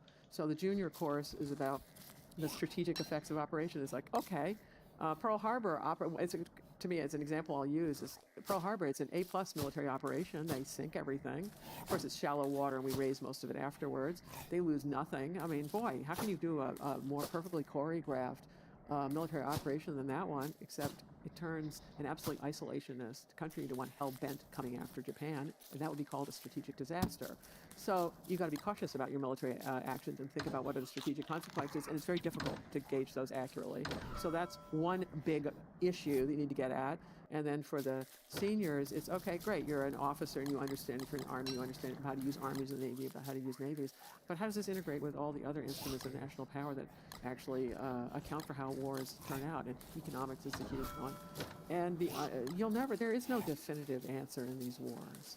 But rather you can give analytical concepts, and this is my reason for doing these lectures, is to say, hey, don't play half-court tennis. Wouldn't that be a basic thing? Is it going to provide you the answers if you look at the other side? No, it won't, but it'll position you to be in a better shape. Or tossing out limited versus unlimited wars, and unlimited wars are putting people on death ground. Does that answer the question? No, but it goes, okay, if Vladimir Putin has an unlimited objective vis-a-vis the world order, and he's basically said that he does, then compromising with him would be a mistake on that subject, right? And you're going to have to deal with him one way or another. So it's what is it? History isn't over. The long-standing struggle between continental powers that want to divide the world up into mutually exclusive spheres of influence and butcher each other over territory, very negative sum. They tend to be very authoritarian. Or this maritime war that says, hey, Shirley, join the party. Follow the rules, you'll make money. Right? And this is Angela Merkel's thinking this. Hey, she was a German chancellor for many years, and she's thinking, Putin will sell him a lot of oil, he'll make money. It's a win-win, surely. Well, he's back to his continental stuff, destroying wealth and lives. That's what the alternate world order looks like, is killing people to get things. it's more promising to spread the other one. It's been, and this disagreement has She been must going not be on very for a happy with long Angela time. Merkel. I feel like we had a mini version of this debate in the podcast we did a year ago. Well, I have a limited number of ideas. Repeat. If you just said, we can't compromise with people who will have these unlimited goals, like Putin, who have these territorial goals. If we're using the analogy as you're explicitly making it to Japan during World War II, look what it took. If we wanted to say we're not going to compromise with your territorial goals, we will stop you in every way. What it took was a world war that led to an unconditional surrender. So if we're using that analogy, does that imply that no compromise requires some unconditional surrender type event? No. Doesn't There's this contradict the Death no, Ground thing? There's something called precision nuclear strike. And it has changed things. During World War II, the United States had sanctuary, which means other people couldn't touch us at home. And our productive base was not touched, and that was essential. There are many things that were essential for Allied victory. Take any one of them away, and the outcome's different. One of the essential things is this productive base. This time around, all kinds of people can come get the United States. So a lot of times in foreign affairs, you can't solve things, and I don't know who originally said this, but you manage things. And so this is where the sanctions and things come in. You give people a timeout from the world order. You don't solve it. You look at North Korea. That is not solved by a long shot.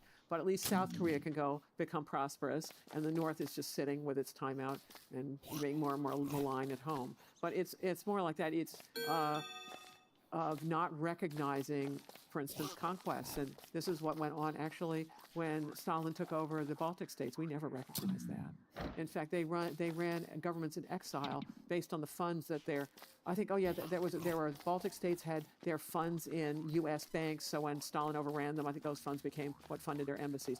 And so, generations later, we recognize their independence. You can't. These things are not solved on anyone's watch. And basically, if you want the way the last Cold War ended is because the Chinese and Russians changed their minds. You have to wait for others to come to their own decisions. What is the track record of sanctions actually changing other people's mind? Because if you look at the world today, Unknown. but just to finish the question, because you're advocating that as the way we should proceed this, so it's worth asking. If you look at the world today, North Korea, we've sanctioned them for decades.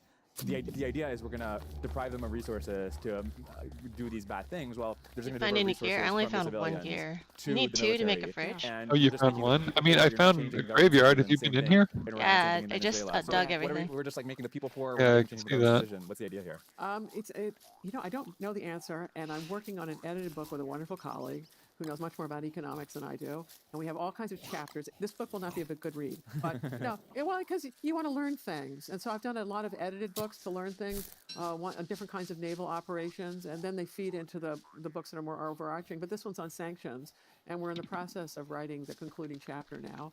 And the things that you're bringing up, sanctions don't seem to make people do what you want them to do, and so a lot of people go, well, they don't work, but boy, do they inflict pain.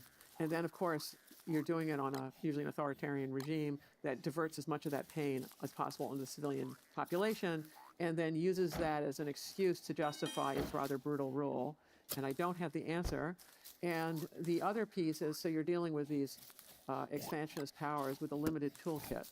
And the question is which tool to use. And I truly don't have the answer. But what you've mentioned a really good counter-argument. And I've given you an argument. And I don't know which the rebuttal is the better one. Honestly. And I think the whole approach, this is another thing about what do you were asking me what you're worried about, but here's something to help you with what you're worried about, is thinking in terms of arguments, counter-arguments, and rebuttal. So you have an argument, I have an argument, and on this one I'm not sure what the rebuttal is. But it's a good way of thinking about things because it allows you to change your mind. You may well be right. Or I may be right. Or maybe we're right in one country but another one. I honestly don't know the answer. Yeah. It does seem like one of the biggest things you want to try to figure out I can make a strategy fridge. in general, because if you try to do sanctions, it doesn't seem to Fridge, work that well. okay. Well, if you try to replace the regime, I mean, people said, like, look, Saddam's Really regime wanna after his invasion in Kuwait, this is another goal, so rock we can't have somebody who's going to These keep things trying to too do this close. in You power. put a bunch Try of to replace bushes that, kind of that near doesn't this work. Well, one. that worked well, you're right. Yeah, so I'm gonna burn like the this idea, one. what do you do with irascible regimes? What? Well, That Push actually me like- like a big open question. in the Gulf War, Okay, Bush make sure Sr. everything's fought okay a though. limited war for a limited objective. The limited objective was get every- Iraqi troops out of Kuwait, restore the Kuwaiti government. Those are the two really big things. And then call it a day when you've done those things. That's what he did. And it was an incredibly successful war, and it went to our heads. So, right? Because when you run a successful limited war, it's over very rapidly. You get stuff with not too much cost, and it's done.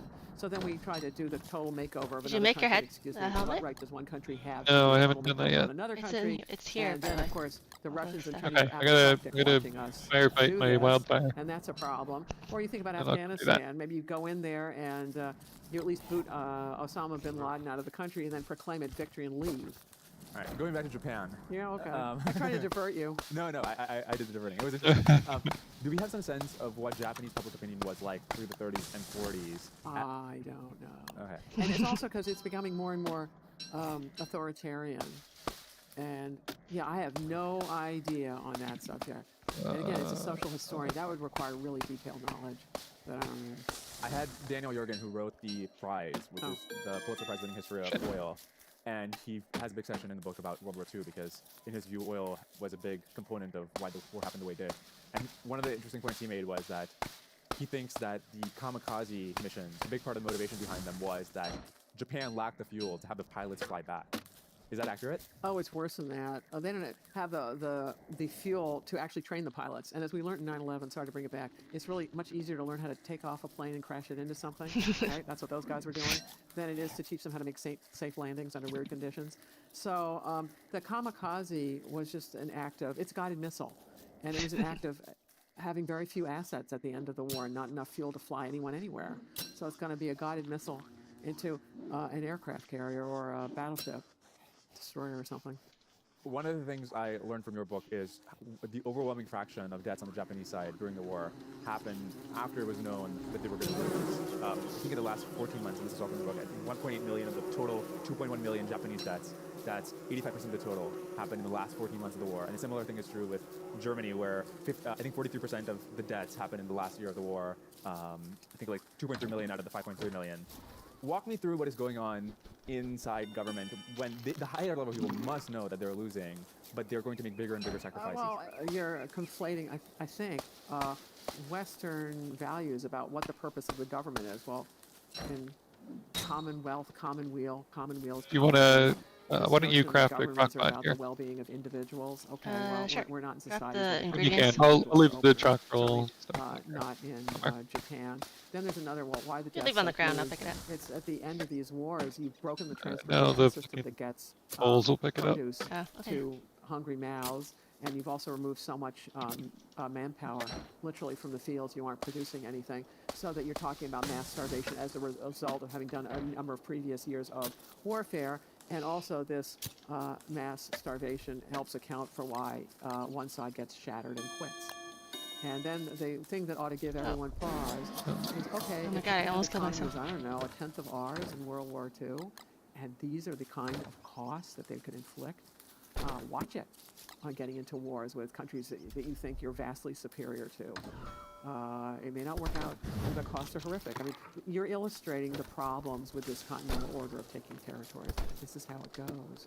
But sometimes other people visit wars on you, and then you're into their world of hurt.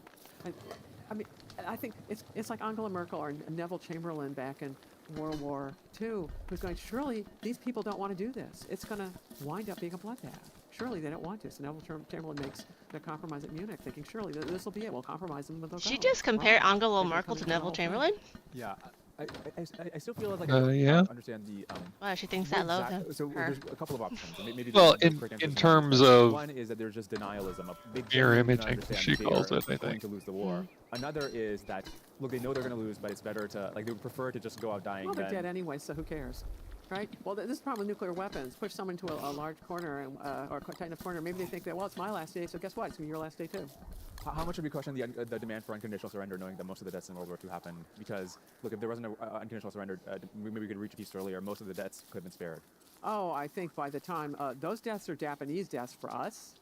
We're looking at these things, and we've lost a lot of people. And our idea is, hey, we're almost there. And we're not worried about Japanese civilian deaths or Japanese military deaths. We're looking at, these are the people that have killed how many Chinese? And I don't believe China was ever part of Japan. What were they doing there? So then you're asking for tender mercies out of Americans for the Japanese in those days? No. After all that had happened. So, yeah, it's ugly by the time you've killed this many people, the kind of bitterness on both sides. Was it a mistake to demilitarize Japan after the war? Because What? a couple of No. things. So one is, look, no. they did become an ally afterwards, and if they did have a military, they could have helped us in the Korean War. The outcome did. might have been different with Oh, they military help. did. Yeah, it was the secret part. Yeah, how do you think? They were the ones who knew about demining. So we had a big military drawdown after the end of World War II, and the Navy really got cut back because it was going to be all nuclear weapons, and the Air Force was going to deliver, so the Navy didn't get a whole bunch of things that it cared about, including minesweepers. So when the North Koreans are throwing a lot of mines around, it's Japanese that are helping. It was secret. That's why you don't know about it. It's not your fault. It came out in the research that's recent. And another thing, when MacArthur does his Incheon landings, it's very tricky because the tides are, I don't know how many feet, it's like 30-foot tides. It's enormous. So you can really get stuck on mud flats if you don't time that right enough, know where you're going. Who are the pilots who bring it all in? It's Japanese. So, and also they've always had a self-defense force, and they have a very competent Navy. It's called a self-defense force, but anybody else would call it a Navy. But that then fits in with what the Constitution says we're supposed to have. So, but why is it a mistake to demilitarize Japan? Another reason is they had a vested interest in making sure the communists don't take over in China, and so they could have provided some amount of support. If the nationalists, it's obviously Did you leave a straw hat, or am I making a straw hat? They would have Yeah. decided to There is support a the there's a nationalists straw against the hat. communists. It's too late. They've gutted the nationalist armies. That was a Wonder if I massive should just strategic error write in on them. prototype Yeah, that. and part of it comes from arrogance of don't denigrate the other side. And so the Japanese thought they could. China's a failed state. These people are hopeless. They can't decide what they're doing. They got warlords. Oh, I don't everywhere. need, We'll just push them prototype around. it We'll anyway. get what we want, and they do really well moving into Manchuria. Manchuria is it's bigger than Germany and France combined. The Japanese actually stabilize it, do lots of investment. That's why it becomes the most industrialized part of Asia outside the home islands, more so than Shanghai. And this is in the 30s. And so they're looking at things look pretty good, and they'll get away with it. They didn't. Let's say in a couple of decades before the war, if you looked at somebody who's young and ambitious in Japan, and the kind of person who might come to Silicon Valley today if they're in America, what do they want to do? Do they want to join Zaibatsus? Do they want to become a general of the I military? have no. This is social history. I just don't. I don't know, and you don't see a lot. Well, yeah, I just truly don't know. It has to do with. There's so much to know in this world that all we can do is know a corner of it. So my corner has been a top-down, and actually, if my expertise, I started out with a major field in Russian history and a minor field in Chinese history. And then I realized to deal with those two, you had to understand Japan. So you're asking me in my weak suit about the social history of that country, and I can't answer it. My friend Aguirre has a theory that, look, you have many of the powers that we fought in the 20th century, Japan, Korea, Vietnam, not fought directly, but at least fought over. We ended up becoming allies with them later on. And in fact, they're some of our best allies. So there's two ways to think about it. One is that we had especially good diplomacy with them after the war. The second is that despite having the same interests, despite being in a position where we should naturally have been friends, we basically screwed up the diplomacy beforehand, and we didn't ally ourselves with the peaceful factions within these countries. Basically, it illustrates a failure of diplomacy on our part that the natural allies we weren't. We ended up going to war with. There's no matter of diplomacy that's going to solve Hitler. So that one is one of the lessons is don't let the world global economy melt down. And when that happens, people who are not only Americans will get desperate when that happens, but people who are poorer than Americans, which is lots of the world, will be truly desperate. So you don't want to do that. As for why the Japanese and the Germans are such wonderful allies as they are, is what's the word? It's a testament to having a generous peace.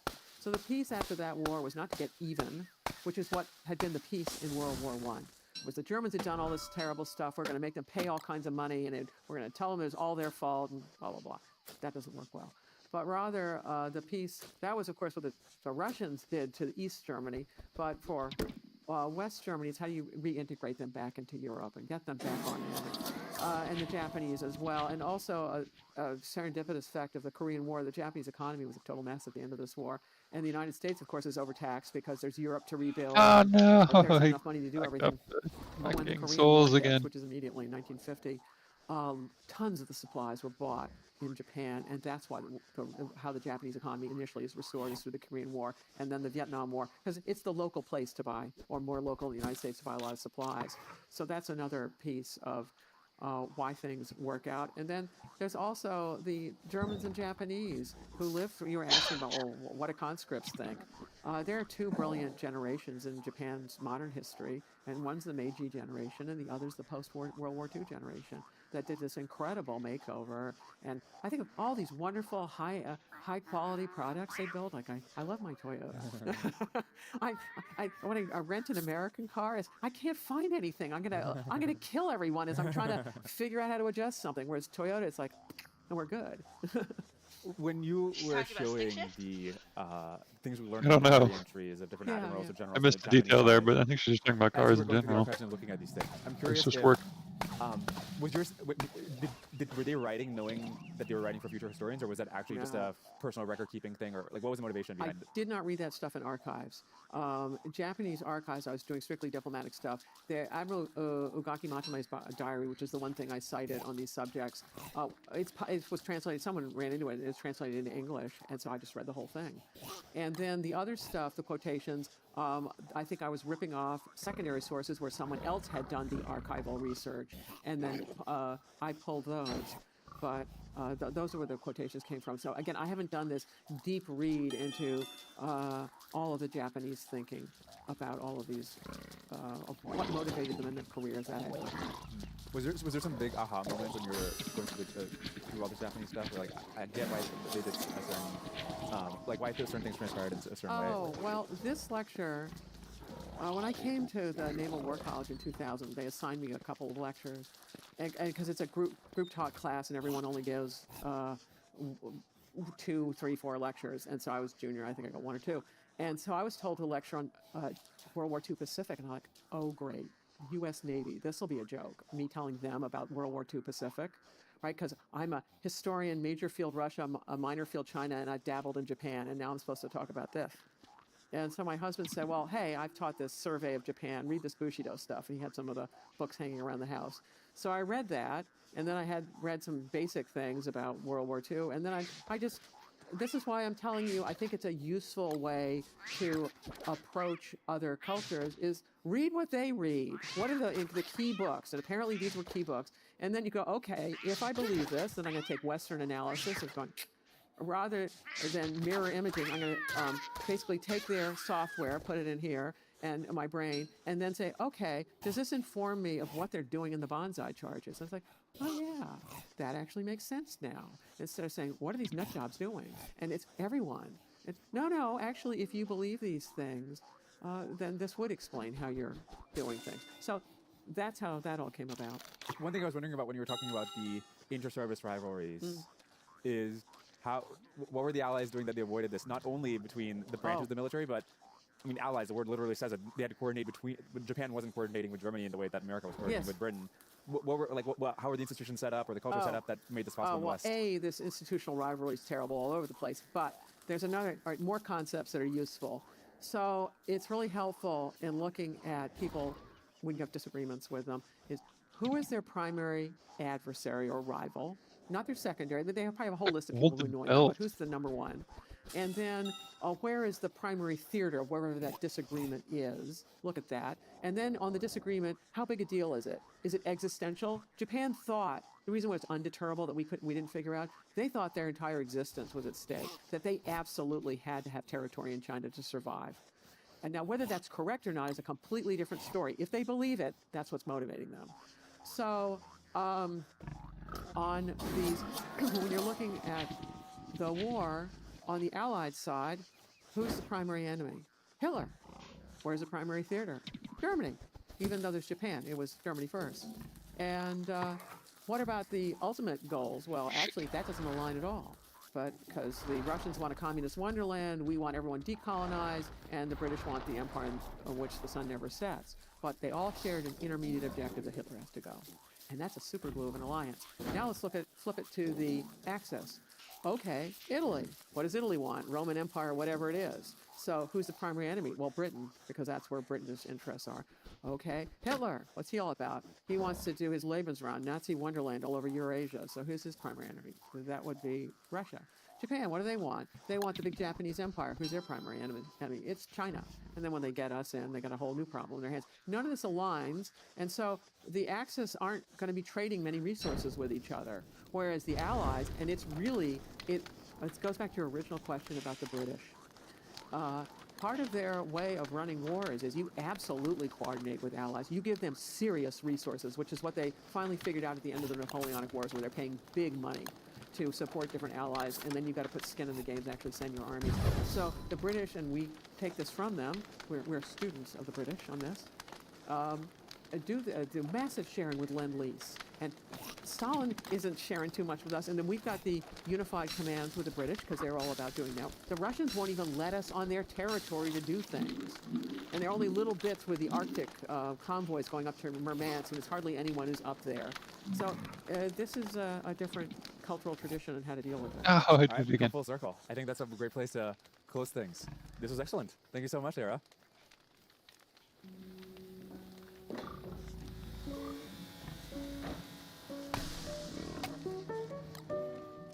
Hello, my name My is sanity Maximilian is gone. Messner from the Schreinerei-Messner in Germany. Together with my parents, we run this carpentry. We are furniture makers, and we produce Alright, can you table, stop the bar video? I need furniture, to stairs, doors. One of the most important. What? You need to pee? stop the video. Stop the video. No, I need a break. And I'm in a part of the game where I'm probably gonna get myself killed here because I don't have any sanity, like 0 sanity, and my armor is dying, which was a mistake. You want to start over? No, I'm not dead. Even if I died, you'll bring me back. And? Oh, you want to stop playing But- right now?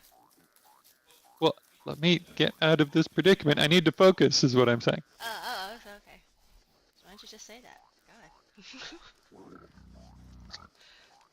Uh-huh.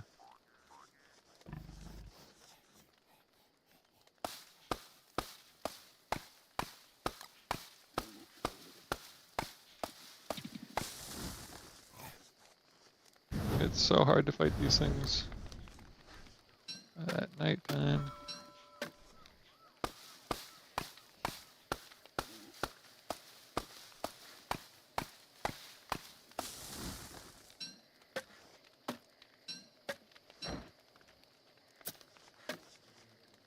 Right, if you wanted some nightmare fuel, I'm working on that.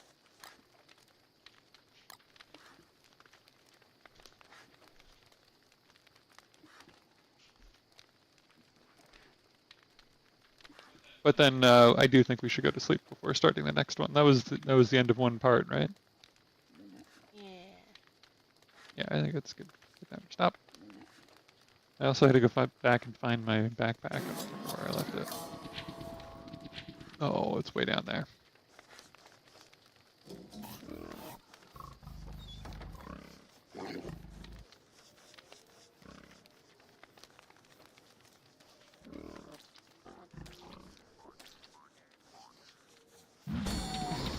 Okay, on my way back home.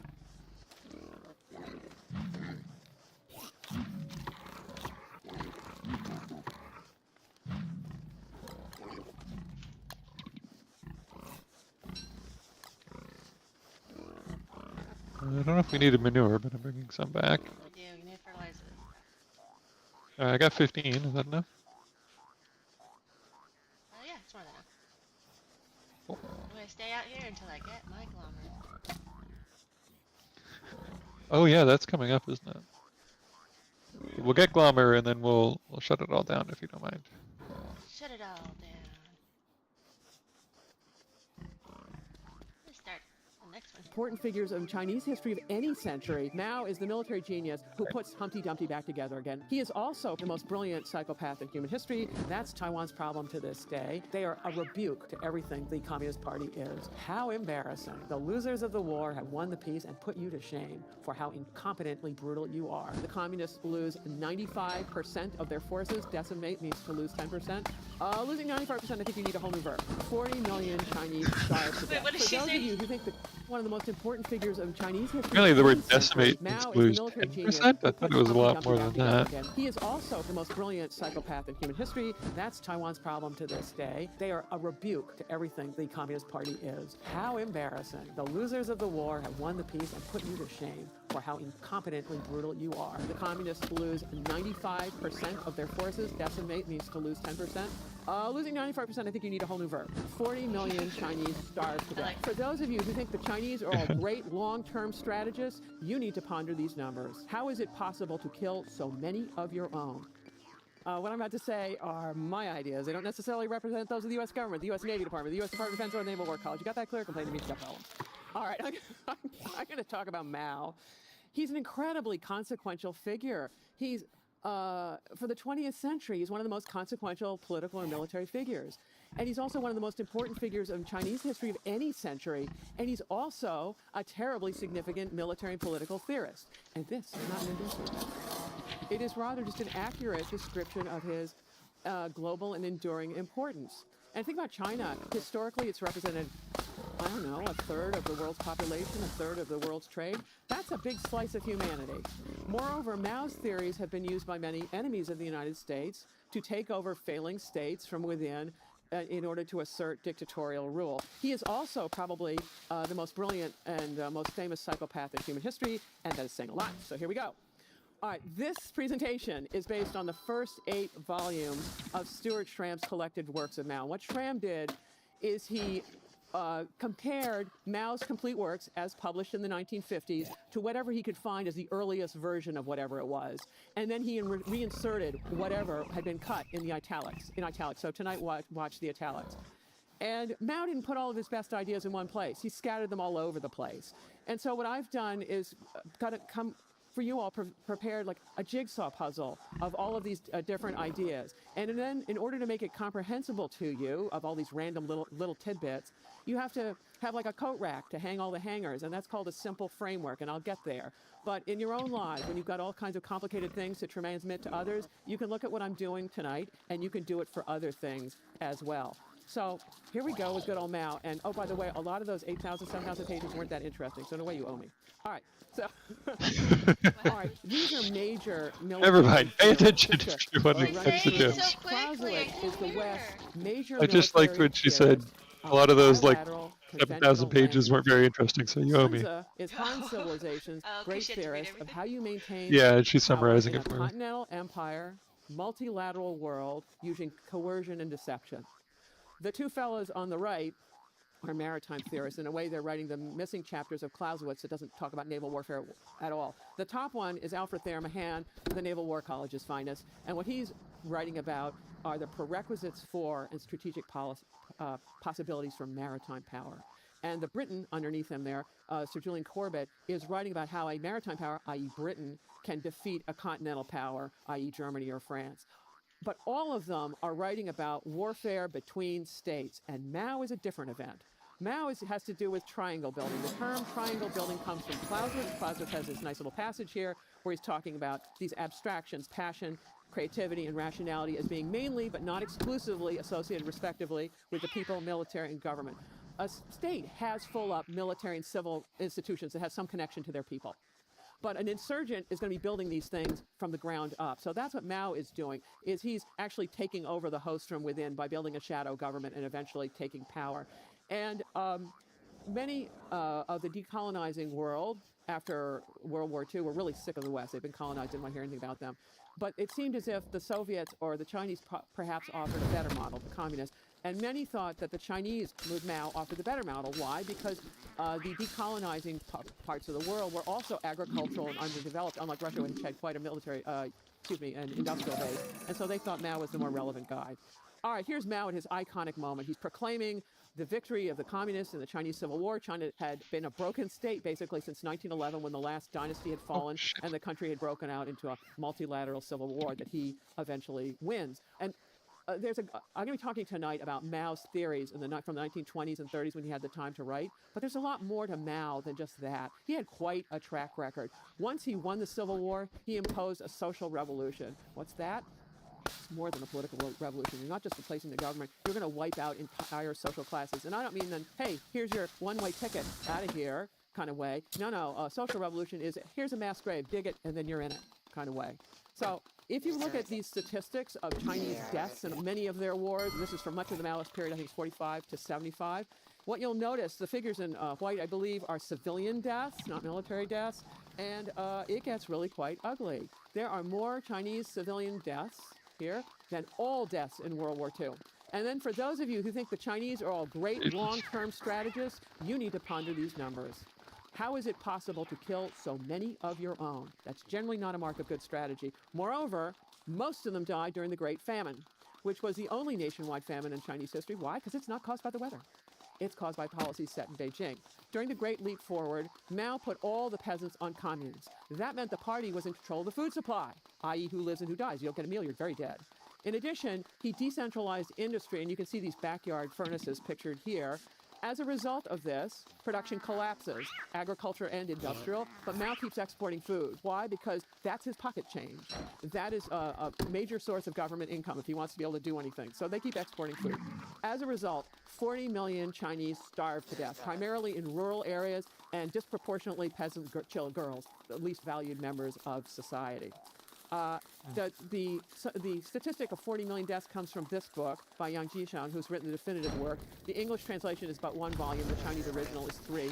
Yang worked as a journalist for many years, which gave him access to provincial archives, where he surreptitiously investigated the statistics of people. You get Glamour? That, Or is that next including month? his One father, more night. for whom he wrote this book to serve as a Yeah, Glamour? Hey. tombstone. So, on the one hand, Mao is the military Going back genius to who FaceTime. puts Humpty Dumpty back together again when nobody else could, and they tried for the previous 40 years. On the other hand, he is the psychopath, incapable of running an economy in peace. Yet, many Chinese revere him as a national hero. Why?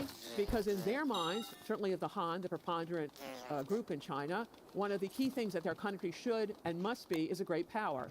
And Mao, by reunifying China under the banner of communism and then fighting the coalition of all the major capitalist powers to a stalemate in the Korean War, or in their mind a victory, that constitutes ending what they consider the era of humiliations that started in the mid-19th century and ended with the Communist Revolution. So he's a hero. Burning all this stuff at on home. purpose, are you? All right. To understand Mao's theories, I need to put it in the context of the wars that he fought. So in 1911, Qing dynasty picking up collapses. The country shatters into a multilateral warfare among warlords of these provincial leaders. And on this map, you can see the different colors and shadings. Those are different warlord areas. But the Nationalist Party and the Communist Party form a united front in 1923 in order to eliminate these warlords. And so Chiang Kai-shek, who's the head of the Nationalist Party, Generalissimo, not just the general, he is the man who's leading the northern expedition to fight off all the warlords, except he stops midway near his power base in Shanghai, and he turns on the communists, massacres them in droves. This is the White Terror. Why? Because he thinks that while he's away fighting, they're trying to take over his government. He's correct. So he keeps on moving there. There's a nominal unification of China under nationalist rule when this takes place. Make another In cooking pot addition, for us. once he's done with that, then he wants to eliminate the communists for good. And so he runs a series of 5 encirclement campaigns around their base areas that are scattered in South China. The primary base area is also called a Soviet, is the Jiangxi Soviet. And on the 5th encirclement campaign, Chiang Kai-shek is finally successful, and he sends them off on the Long March way up north in desolate Yan'an. Long March is a real misnomer. It's the long route, and the communists lose 95% of their forces. I believe in English, lose, it means to lose 10%. Losing 95%, I think you need a whole new verb for what's happened to you. But Chiang Kai-shek doesn't wipe them out because he's suffering from divided attention. When the West did the original, both the United States and Europe, the United States does its original America First thing with a holy smooth tariff, putting tariffs up to historic highs, and then everybody, of course, retaliates, and now everybody's got high tariffs. Well, here's trade-dependent Japan that's always cooperated with everybody, and suddenly they're toast.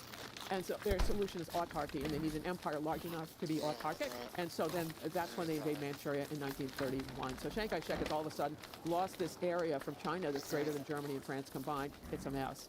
And so he's trying to balance what to do about Japanese versus communists. The Japanese don't quit with Manchuria. They stabilize the place. They make massive infrastructure Yeah, a little bit. developments. They Agree. transform it into the most developed part of There's Asia. probably a outside of snack the in Home there, Islands, but unless they you keep used on it. going. And it gets so bad that the Want some communists grass? and the nationalists form a second united front because they're facing this lethal threat called Japan. Need to make And myself they some armor. organized that Like, in December 1936 in what's known as the Xi'an incident, and the Japanese react viscerally because they look at it, and the nationalists have gone over to the dark side because they've joined up with the communists. And this is when the Japanese escalate in 1937, go down the Chinese coast, up the Yangtze River. And well, but then they wind up stalemating. Once they get beyond the Chinese railway system, which isn't that great in this period, the Japanese can't stabilize the place, and the Soviets start adding more aid, and we add more aid to that. So the Japanese decide they're going to cut Western aid to the Chinese, and that's where Pearl Harbor comes in. That's what the attack of Pearl Harbor is all about, is telling America to stay out of Asia, which of course, we did just the opposite. And then the Nazis interpret their alliance with the Japanese broadly making myself to a declare war backpack. on the United States. So when that happens, whole you time. have You a didn't real make war yourself a that already backpack going this on whole over Poland time? in Yeah. Europe, and I mean, then you've other got a- countries going on to a Civil Hoosier, War but in still. Asia, they unify into a global world war. Mao understood that he was dealing with 3 layers of warfare, history wars, that he was fighting a civil war against the nationalists, within a regional war against Japan. God, there's and actually a lot of after Pearl dogs this Harbor, time. there's going to be a global war that will eventually morph into a global cold war. Most of his writings are written before Pearl Harbor, so he's going to focus on the first 2 layers of what's going on here. So after the World War II is over, Mao goes after the nationalists full bore, and the Japanese have already very much weakened the nationalists, and Mao wins the Civil War. Okay, these are the wars. Now I promised Oh, you a simple more framework. souls. Here's the simple framework. Simple framework should have three to 5 things, because that's No, all I any don't of us think can so. really handle on short notice. Excuse me. So I got 4 here, and I'm going to use Clausewitz's definition of great leadership to analyze Mao. According When to I Clausewitz, overflow the on general souls, I two think that might qualities heal me are because they seem to be at indispensable full versus health whenever that intellect, happens. that even in the darkest hour, and Mao had many of those, retain some glimmering of inner light, which leads to truth, and second, Cool. the courage to follow that faint light wherever it may lead. Their first You of these mean like at qualities the end of is this described in the night, French or what do you term mean? coup d'œil. Coup is a glance, œil is an eye. One more full ideal day after situation with this. a glance of an eye. Okay, and the fix your second is microphone and then we'll talk. Well, Mao had these things Day in after? numerous Okay, sure, one more areas. phone. He was All right. first discussed No, I don't have grass to make backpack. And then I've got what I say here. Is Mao Oh, wait, was there social- is Oh, here, grass. I've got some. He I've was got. really Oh, good yeah, at there's a data stack. Let me go get it. Data collection and analysis. He truly understood the countryside because he collected all sorts of data about it and analyzed it. And then I will go on to Mao, the operational military leader, winning and fighting battles. And then at the end, I'll talk about Mao, the grand strategist, integrating all elements of national power. So that's my game plan. That's a simple framework, and away we go. All right. Mao began his public service career as a propagandist. And if you look at his early biography, he's born in 1893 to a prosperous but not particularly well-educated father who tilled his own land. Mao hated his father, and he hated farming, so he left as soon as possible. After the 1911 revolution, for a little while, he worked as a soldier, didn't like that. He joined and then dropped out of a series of vocational schools. He tried being a merchant, a lawyer. I'm missing something else. A soap maker? Imagine. Mao, 3 stages of personal hygiene and whatever. It was not to be. But he eventually gets an ed degree, so he can go off and be a primary school principal. Okay, imagine setting your child off to the psychopath doing show and tell. It's not. And then he joins the Communist Party, and it's during the First United Front, so he also joins the Nationalist Party. And he has very important positions. If you look at, he's in the National Party, he's at their central headquarters, and he's a minute taker, so he's the fly in the wall listening to everything. And then he's a stand-in for the head of the propaganda department, which is probably where he learned a great deal about the importance of propaganda. And here's what he says early on: the Communist Party can overthrow the enemy only by holding propaganda pamphlets in one hand and bullets in the other. And if you look at the original organization chart of the shadow communist government, you'll see there are only about 6 departments there. One of them's a propaganda department. If you have no power, words is your initial way into gaining power. I'm now going to use a framework from my wonderful colleagues, Mark Genest and Andrea Du, this is theirs, about analyzing strategic communication in terms of messenger, message, and medium. And I'll go through all three. What you see here is a propaganda poster. It's a wood block print. That's the medium. And it's a very easy way to reproduce pictures back in the day. The message is about a model laborer, this always emulate Wu Manyo, lucky us, and to do all the nice things he does with whatever is going on there. So that's what that is. Now, messengers were the delivery system, the broadcasting system for the Communist Party. So you've got the Communist Party, but you've got to reach an audience, and that's what these messengers are doing. And so they go into local areas, and they identify local grievances for attention by the Communist Party, which when it fixes them, or fixes somebody, that will generate loyalties and allegiance. So these propaganda personnel would be identifying local bullies to come in and deal with them, organize mass rallies. During battles, they're going to double as medics. After battles, they're going to propagandize POWs. Between battles, they are helping on troop morale. But what they're really doing is reporting back to the communist entities exactly what's going on. And civil and military messengers are different. first, for civil messengers, they would be activists, maybe in the local government, labor unions, peasant organizations, women organizations, any number of these things. And it's your broadcasting system to reach a population and mobilize it. Military messengers are a little different. Every single military unit had about a 20-member propaganda team. That's a lot of people.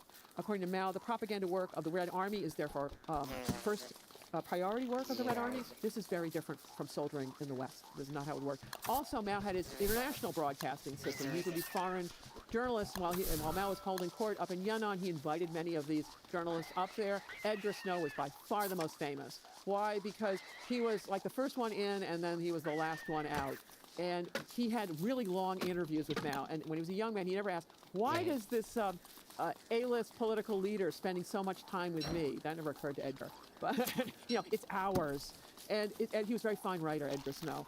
And what Edgar Snow writes, Red Star over China, you can probably go to Barnes & Noble and pick up a copy there. It's been in print ever since. And it's the original footnote in Chinese history because no one knew anything about Mao. And so then everybody starts citing Edgar Snow, and then we cite everybody and everybody and everybody, but actually it only goes back to Edgar Snow. So Mao got his word out. Mao thought you want to keep the message simple, you want to make it epigrammatic so that people can understand it rapidly. In his day, this meant having matching slogans to the equivalent of newspaper headlines to provide a lens for people to understand events, rather like tweets in our own day. So when the White Terror occurred, when Chiang Kai-shek is turning on the communists in the First United Front, the slogan was "Arm the Peasants." And then when the Japanese invaded Manchuria in 1931, the new slogan is "Down with imperialism," and the Nationalist Party too, because you want to smear your enemy in the Civil War while you're at it there. But there are a whole series of these slogans. And here, Mao is one of the most popular poets in China, certainly, of the 20th century. And he could write really simple couplets. If you look here, I think it's a total of 8 characters, so that someone who's semi-literate can make their way through this poem. On the other hand, he wrote really complicated things because he needed to garner the support of intellectuals initially, before he'd educated enough peasants and workers to take over. And intellectuals prize poetry, and they prize what's called grass writing, which is that unintelligible Chinese stuff, writing under there. If Mao set these poems to tunes that everybody knew, people could sing them on the Long March and elsewhere and learn them that way. So he's an incredibly accomplished man. He also understood you have to manage the message and the way he did that is through political mobilization. Part of that is you've got to tell people what the policy objective is, which for him was abolishing imperialism, feudalism, and the landlord class, and then presenting a strategy for how to get there. And here are the media that he used. Not only the written and spoken word, but also the dramatic arts in order to get the message out. And he also used an institutional medium of education. And here is Mao, the primary school teacher. In his element, most of the people of his armies were illiterate, but Mao knew all about how to reach them. There are a lot of political commissars. What are they? Political and military commissars come in a pair. Military commissar is the military professional who actually knows about the fighting. The political commissar is the one with the direct line to the secret police who will catch the military commissar for any problems whatsoever. So Mao's got an elaborate network to get the message out, offering all kinds of social services to people. That bird died not only medical, really but quick. also education for peasant children. And he also we need one more night educated for their parents Bomber? Or no, you for got the first Bomber. time in I got Chinese Bomber. history. He did it during the winter slack season. Now, the Bomber do Nationalists Sanity, right? also Yeah. tried to improve education. Really But use once some the sanity. Japanese invaded full bore, they had to drop it because the nationalist Getting lots of conventional rocks, armies just- are the ones that are yes. fighting off the Japanese conventional good. armies. The communists are a guerrilla movement, and they're operating behind enemy lines. So as the nationalists are dragooning people into their armies, the communists are busy offering social services, and I'll get to land reform. And so for the peasants, before too long, it becomes a no-brainer whom they're going to support. Mao also emphasized professional military education because he needs to turn peasants to cadres, to guerrillas, to conventional soldiers. And there's got to be an educational pipeline to do this. And if you look at this Northwest Counter-Japan Red Army University, the first 4 of the first original departments, political work is one of them. This is not professional military education the way it's done in the West. It's a separate thing. Okay. Part 1 over. Mao the propagandist. I've covered that. Now we're going to go about Mao the social scientist. And here he says the peasant problem is the central problem of the national revolution. If the peasants do not rise up and join and support the national revolution cannot succeed. And if you look at his further along in his biography, while the First United Front was still operative, he's heading the Nationalist Party's Peasant Institute in Guangzhou and also their Central Commission on the Peasant Movement, learning a great deal about it. But once the White Terror hits, he needs to get out of Dodge fast or they'll kill him. And that's where he flees to Jiangxi province, to the Jiangxi Soviet, where he is going to become the political commissar of the 4th Army. And he's also going to be in charge of land reform as he figures out how to calibrate that to make it work. All right. For Mao, he's doing data-driven survey after data-driven survey. He does a whole series of them between 1926 and 1933. And he's trying to figure who owns what, who works for whom, who tills where, and inventories of down to the last pitchfork and last chicken as he's trying to establish what is really going on the countryside. And he does. And what he concludes is that 6% of the rural population owns 80% of the land, and 80% of the population owns only 20%. And his solution is going to be revolution. And he goes further into the statistics. And he identifies 70% as poor peasants, 20% were like his father. They till their own land. They're middle peasants. And then they're the exploitative 10% who don't get their hands dirty with anything. And what Mao is trying to figure out is how you can incentivize 80% of those people into actively taking part of the revolution. This is the key. And what he wants to do is take the bottom of the social pyramid and mobilize it to crush the top of the pyramid. And the way he's going to do this is by determining class status through a land investigation movement, which he says is a violent and ruthless thing. We're going to talk about class, approval of class status, confiscation of land, redistribution of land, in order to really invert neat the years, social Honeyman. pyramid. And Yeah, he's that's a got good real point. I have plan no for idea where doing those it. are in this. He this argues map. There's no But I'm on my way tumbleweeds. back. Wait, when are you starting? tumbleweed. When are you starting to teleport? You're going to get it. To draw I mean, the I can hundreds of teleport a little millions bit. into supporting Oh, the communists. it's not like a But you gotta do it huge sequentially. teleport? You got to propagandize first, and then you're going to What do you mean? distribute land Like later. how It far depends can you how far I teleport? teleport. And he had a very bureaucratic Uses more souls the further I way of go. redistributing Can't land, hold more than 20 redistributing land. souls, so- The approval class That's status, cool. he said, is a It's license pretty death cool. I sentence think for you'd really like this question. character. And so it Because starts out with a vote you at the don't move local very level, and much? then it goes through many 'Cause layers you can of party teleport, yeah. approval before being sent back to the local level to announce who's going to get the land and who's going to take a bullet. And then Oh, I Mao should really leverages the enthusiasm of this movement get for people some to get more the land, you know, fireflies. not so much. And he's going to leverage this enthusiasm to get people to join the party and also to join the army. All right. Mao is planning to collectivize all land. That's what the communists are going to do. But he says, look, the system of landlords and tenants cannot be completely destroyed yet. Because he needs the peasants to join him, and the peasants desperately want land. So Mao gives it to them, and he gets a great deal of support for doing this. Hey, But were he you shutting it also down? Keeps the rich Was it peasants this around, day or the too. next day? This is a deleted. You want to do one more day? Works Get back to do one more day. rich peasant production's indispensable until he wins the Civil War and can then turn the guns on them. And he's also got a duplicitous program for the middle peasants. It's a big bait and switch. It looks like you're going to see, you got the land, and well, now you do, and now you don't, because at the end, they're all going to lose their land. In order to reform, to get the land, Mao is talking about a red terror to get it. And while he was still with the nationalists, he wrote a report on the peasant movement in Hunan, where he's talking about taking all the land from the landlord class and shooting them, and that won't cut it with the nationalist army because their officers are landlords. So as part of his program, it's not just land reform and educating people, warm and cuddly, it's also coercion. Okay, that's Mao the social science, enough of him. Now we're going to do Mao the military leader. And All right, you've let probably me- heard this chestnut. I'll just Mao, spend the day power building grows out of stuff, the I barrel think. of a gun. Mao spent his it's still part of his early career, being right, but being a minority view, that he had certain views about military operations that was not shared by Communist Central. And Mao kept following that dim light wherever it may lead, and eventually vindicated him. He survived a variety of encirclement campaigns, but then he had some troubles. And here are his critics.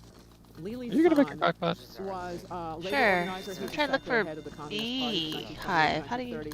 And after the White Terror, Beehive Oh. to the northwest. expedition, I need to Moscow capture had some told bees. its, Okay, fine. communist buddies Loads of in bees China northwest that of the us. next thing to do was to take the cities.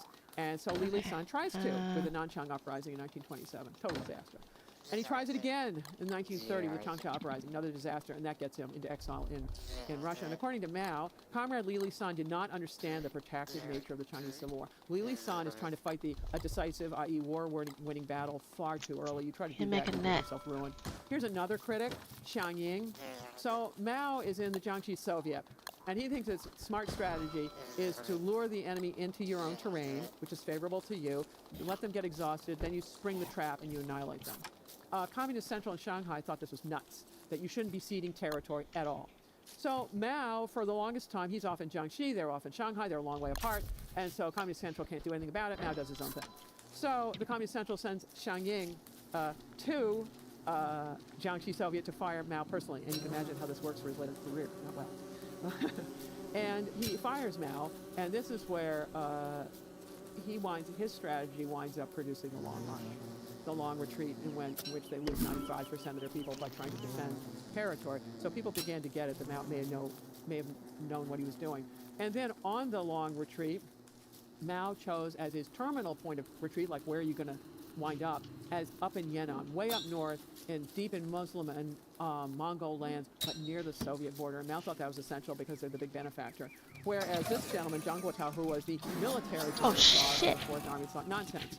I am forgetting to click on the button that makes me younger. That's important. And he suffered a Does series it of reset you all the defeats way in when you click it, or does it only Only go back 8 to when- years. As a result, he was never as important. Oh ever shit! again. You have to use that shit on So, cooldown. Yeah, I've been Mao forgetting proved to. himself prescient and right and determined. Yeah, I'm on the prowl looking He had for kudo and determination. Years? And people eventually years, like just exploring. But yeah, hopefully Mao I'll come and across Clausewitz the weeds or define something. war somewhat differently. Clausewitz has this famous line: "War is thus an act of force to compel our enemy to do our will." Mao says, "No, war is politics by other means. It is something that is used to achieve political ends." So far, that's not incompatible. But then here's another twist: a revolution is an uprising, an act of violence whereby one class overthrows the power of another. Clausewitz is not about class warfare at all. In fact, his wife is always trying to wine and dine the aristocrats, so completely different in that department. Mao is looking at the world, and he believes the linchpin of the social order are landlords, and he's going to detonate them and try to destroy them. And he talks about the violence of all of it, that you're going to get the peasant masses to overthrow these landlords, and that this will, it's going to require terror and in rural areas, but this is absolutely necessary. And of course, this is what the Nationalists absolutely would not tolerate. Oh, then we can get Mao another understood he was operating in a period of nested science wars, thing. and Yeah, that the ones that were ongoing after were midnight, I guess. the Civil War with the Nationalists, and then the regional war with Japan. Pearl Harbor comes a little later. And he talked about defeating Japan in 3 stages. He said, defeating Japan requires 3 conditions. First is progress by China, i.e. the Civil War, which is the basic primary thing. The second is difficulties for Japan, i.e. the regional war. And the third is international support, the big friend.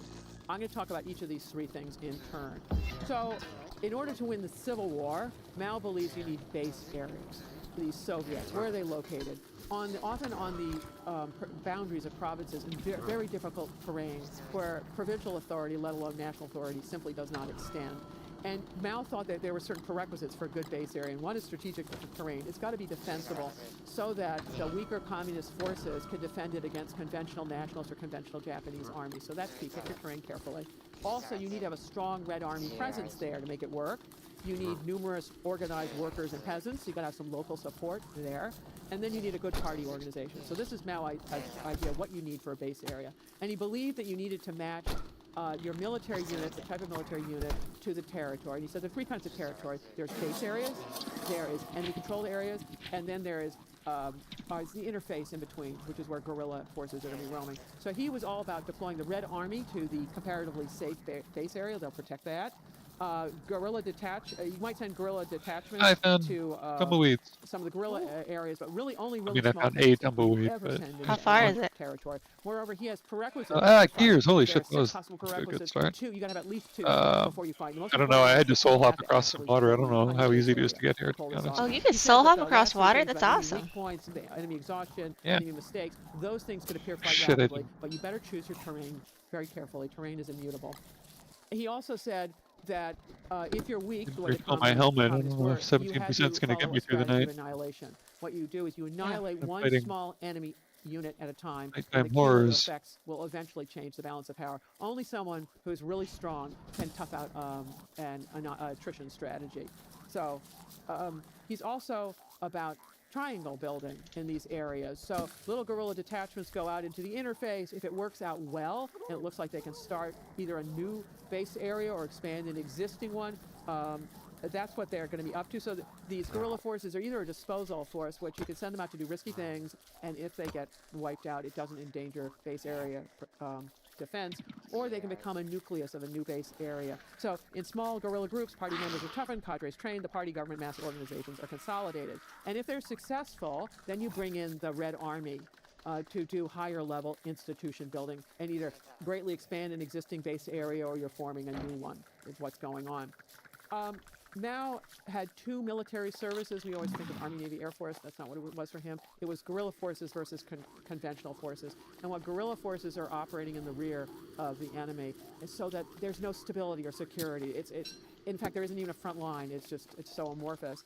And so what guerrilla forces are supposed to be You doing can shut down whenever is you want. exterminating small enemy forces, Hey, let me weaken larger ones, see. attack enemy lines of communications, establish bases, force the enemy Here, to let me slip, so make they my do way all back this towards the base.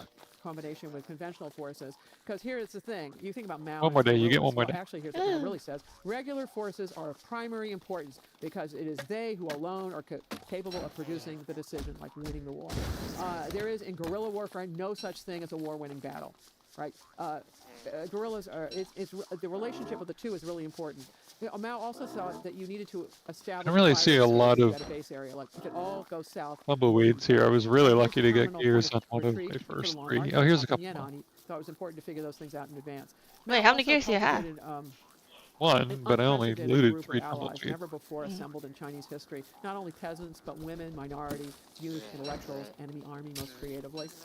For cultivating the allegiance of peasants, it wasn't just education Gigantic and land beehive. reform. It was What does that also mean? army discipline. This is where the 3 rules, 6 points for attention, and a couple additional points, which were enforced through 1949 when the communists win the Civil War. Why? You don't want to alienate the peasantry. These are the people that are forming your cadres, your guerrillas, everything. So maintain army discipline. Don't mess with it. Mao also took an incredibly forward-looking view about women. Here he is with his 4th wife, the actress. The other 3 had suffered, respectively, abandonment, execution by the nationalists, and commitment to a Soviet psychiatric ward. Not fates for the faint-hearted. But Mao calculated that women are about half the population. They're miserably treated, so they're naturals for wanting a revolution. They're a force that will decide the success or failure of the revolution. He calculated correctly, and he was way ahead of his time. And he also understood that in a... What are we way ahead of time? This you're is pretty. sending all the guys off to I didn't be hear off that. fighting, and you've got to Huh? be building base areas. And I didn't things, hear. and What this did is he where women calculate came in correctly? to do Using those women activities. as a And as a force. result, he offered Like a women the military unthinkable, force. Oh. which is men and women are absolutely equal. Yep. Women have the right What's to wrong vote, with be that? elected, participate in the He's work of called the him. government. She called him He's just way ahead man of his above time. his time. Mao also offered Wouldn't he have minorities been, the though? previously unofferable, Right, which was thinking that women self-determination. has And potential what the to be minority people equals. didn't get is that a promise Yeah. made in a really It probably desperate wasn't civil common at war the with time, was regional it? war At least not in China. Once you win those I guess so. things and you can turn your guns on those trying to secede, that promise may be unenforceable. You can ask the Tibetans and Uyghurs how it all worked out. All right, so Mao's strategy, he had a strategy of disintegrating the enemy army, and let me tell you how that one worked. In every county, you select a large number of workers and peasant comrades, people below the radar, and then you insinuate them into the enemy army. Become soldiers, porters, cooks. You can use women to do this as well. Talk about people who are below the radar, and you're creating a nucleus of a communist party to erode them from within, and eventually it'll have a shattering effect. And he said also part of this disintegrating the enemy has to do with leniency.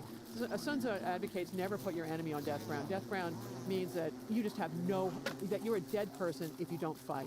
So your only hope is to fight. And if you put someone on death ground, they tend to fight with incredible willpower. And Mao is don't do that. So what he did is when you capture people, propagandize a little, recruit the willing but release the unwilling, so that the comparison of communist leniency and nationalist brutality becomes absolutely stark in this otherwise pitiless war. Okay, that's the Civil War. Now we're going to go to the second problem, which was Japan, the regional war. Mao made a really thoughtful assessment of what were the key characteristics of China that would determine what kind of military strategy he would use. And this is his assessment. He said, okay, China's a large semi-colonial country. It's an undeveloped country, point 1. Second, its enemy's really strong, point 2. Thirdly, the Red Army's weak. And fourthly, there's an agrarian revolution going on. And from this, he concluded that revolution was definitely possible, but it's going to take a long time. So he didn't kid himself about quick wins. He's going to come up with a strategy for protracted warfare. And he thought that Japan had certain weaknesses that the communists could leverage. For instance, the Japanese had inadequate manpower to garrison a country the size of China. This meant that guerrillas could roam far and wide behind Japanese lines. Also, the Japanese were brutal, just gratuitously brutal, and they're outsiders. And this means that the peasantry are naturally going to gravitate towards the communists. Just simply, regardless of what the communists do, just simply, but based on what the Japanese are doing, they're going to gravitate towards the communists. And also, the Japanese had grossly underestimated the Chinese. And as a result of these underestimating the Chinese, they made errors. And when they made errors, they started quarreling among themselves and making more errors. And the communists could leverage these things. Mao's most famous paradigm theory is his 3 stages of People's War. The first stage is the strategic defensive. It's the prevent defeat phase. The last phase, phase 3, is a strategic offensive, the deliver victory phase. In the first phase, you're focusing on the peasantry. In the last phase, you're annihilating the enemy army. And if you look at activities that go on in each phase, the activities of phase 1 and 2 never cease. Rather, you add additional activities as competence increases. So in phase 1, you're doing popular mobilization, base area building, triangle building, guerrilla warfare.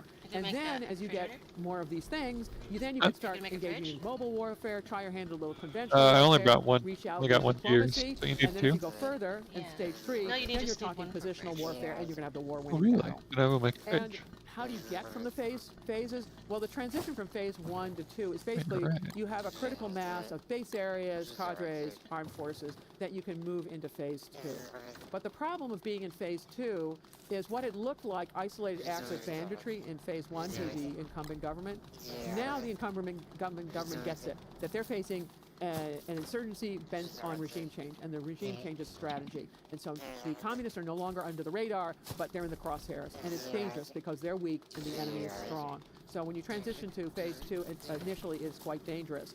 And here's Mao writing about these problems and saying, look, in this stages 1 and 2, the enemy is trying to have us concentrate our main forces for a decisive engagement, i.e. decisive in their favor, that when the works, they'll annihilate us. And of course, this is what General Westmoreland was trying to do in the Vietnam War, is getting the North Vietnamese to concentrate so he could blow them off the map. And of course, they'd read their Mao and didn't do that nonsense. So Mao is saying you only fight when you're sure of victory.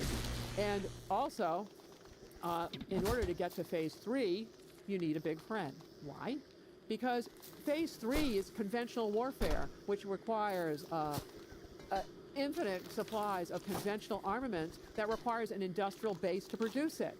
And somewhere like China lacks this industrial base. And so good old Soviet Union played this role the world over. And so this is the secret sauce of People's War. If you want to get to phase 3, you need a big buddy. And that's where the Soviet Union came in. And so this is why Mao determines that Yan'an is going to be his terminal point of retreat. He's, I'm fighting my way through to the Soviet Union. No kidding. You've got to have the conventional arms to fight this stuff. What's interesting about Mao's description of People's War is it actually applied not so much to the war with Japan, which he claimed it applied to, but rather to the civil war with the nationalists. And here is the key. Mao didn't actually fight the regional war against Japan. The nationalists did. The nationalists did every bit of the conventional fighting except one. And that's the 100 Regiments campaign that Mao fought in North China in 1940, and he was smeared. The Japanese responded with the 3 alls campaign, which is kill all, burn all, loot all, which is what they did, and it wiped out loads of communist base areas in North China. So Mao never tried that ever again, and he certainly didn't write about it in his collected works. So don't talk about failures there. So it's interesting what he's talking about really applies to the Civil War. And Mao understands these different layers. So as the nationalists are busy fighting the Japanese, just what I left in the chest there. The communists are pretending that they're fighting the Japanese. They're later going to take credit for it and say we won against the Japanese, which is nonsense. There was also the United States in that as well. Because he's using that to strengthen the communists during all of this, was rural mobilization. So when the Japan's defeated and the communists, when Civil War resumes full bore, he's in a good situation. Okay, that's it on Mao, the operational military leader at the operational level. Now let's put it all together as Mao, the grand strategist of linking all elements of national power into a coherent strategy. These are Mao's instruments of national power. The peasantry, propaganda, land reform, base areas, institution building, warfare, and diplomacy. The U.S. military about elements of national power, love this whole framework. Dime. D is for diplomacy, I is intelligence, N for military, E for economics, as being critical elements of national power. Look, it's better than only looking at the military elements. At least you got 3 more things. But if you look at, one more minute? if you look at what Mao, Sure. this is not a cookie cutter event. This is a different society, different national elements of national power are available. You've got to get to the other side of the tennis court net to see what the other team is doing. All right, Mao, He'll get more poop is when famous for all these reasons, but also for his sinification of Marxism, where he makes all the things that I've told you about.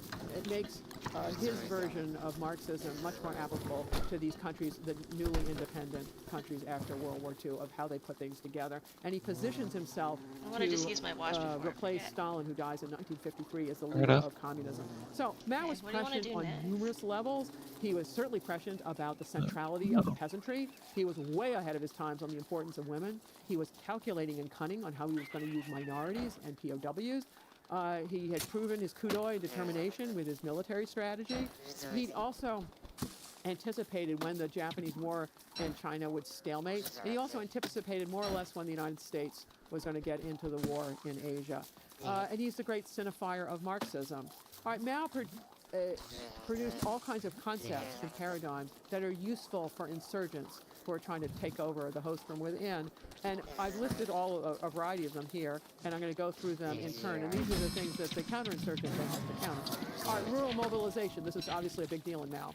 And if you compare, I'm going to be doing a lot of comparisons with the Vietnam War and the Korean War, because they're communists and all these things. And you can see Mao's rural mobilization was very successful in China. The North Vietnamese rural mobilization was also really good. South Korea, not so much. Why? The leader of North Korea trying to mobilize the peasantry in the South, that wasn't so successful. And why? Syngman Rhee. I might re-listen to this again. I'm totally down. We can listen to all of it. Finish again next time if you want.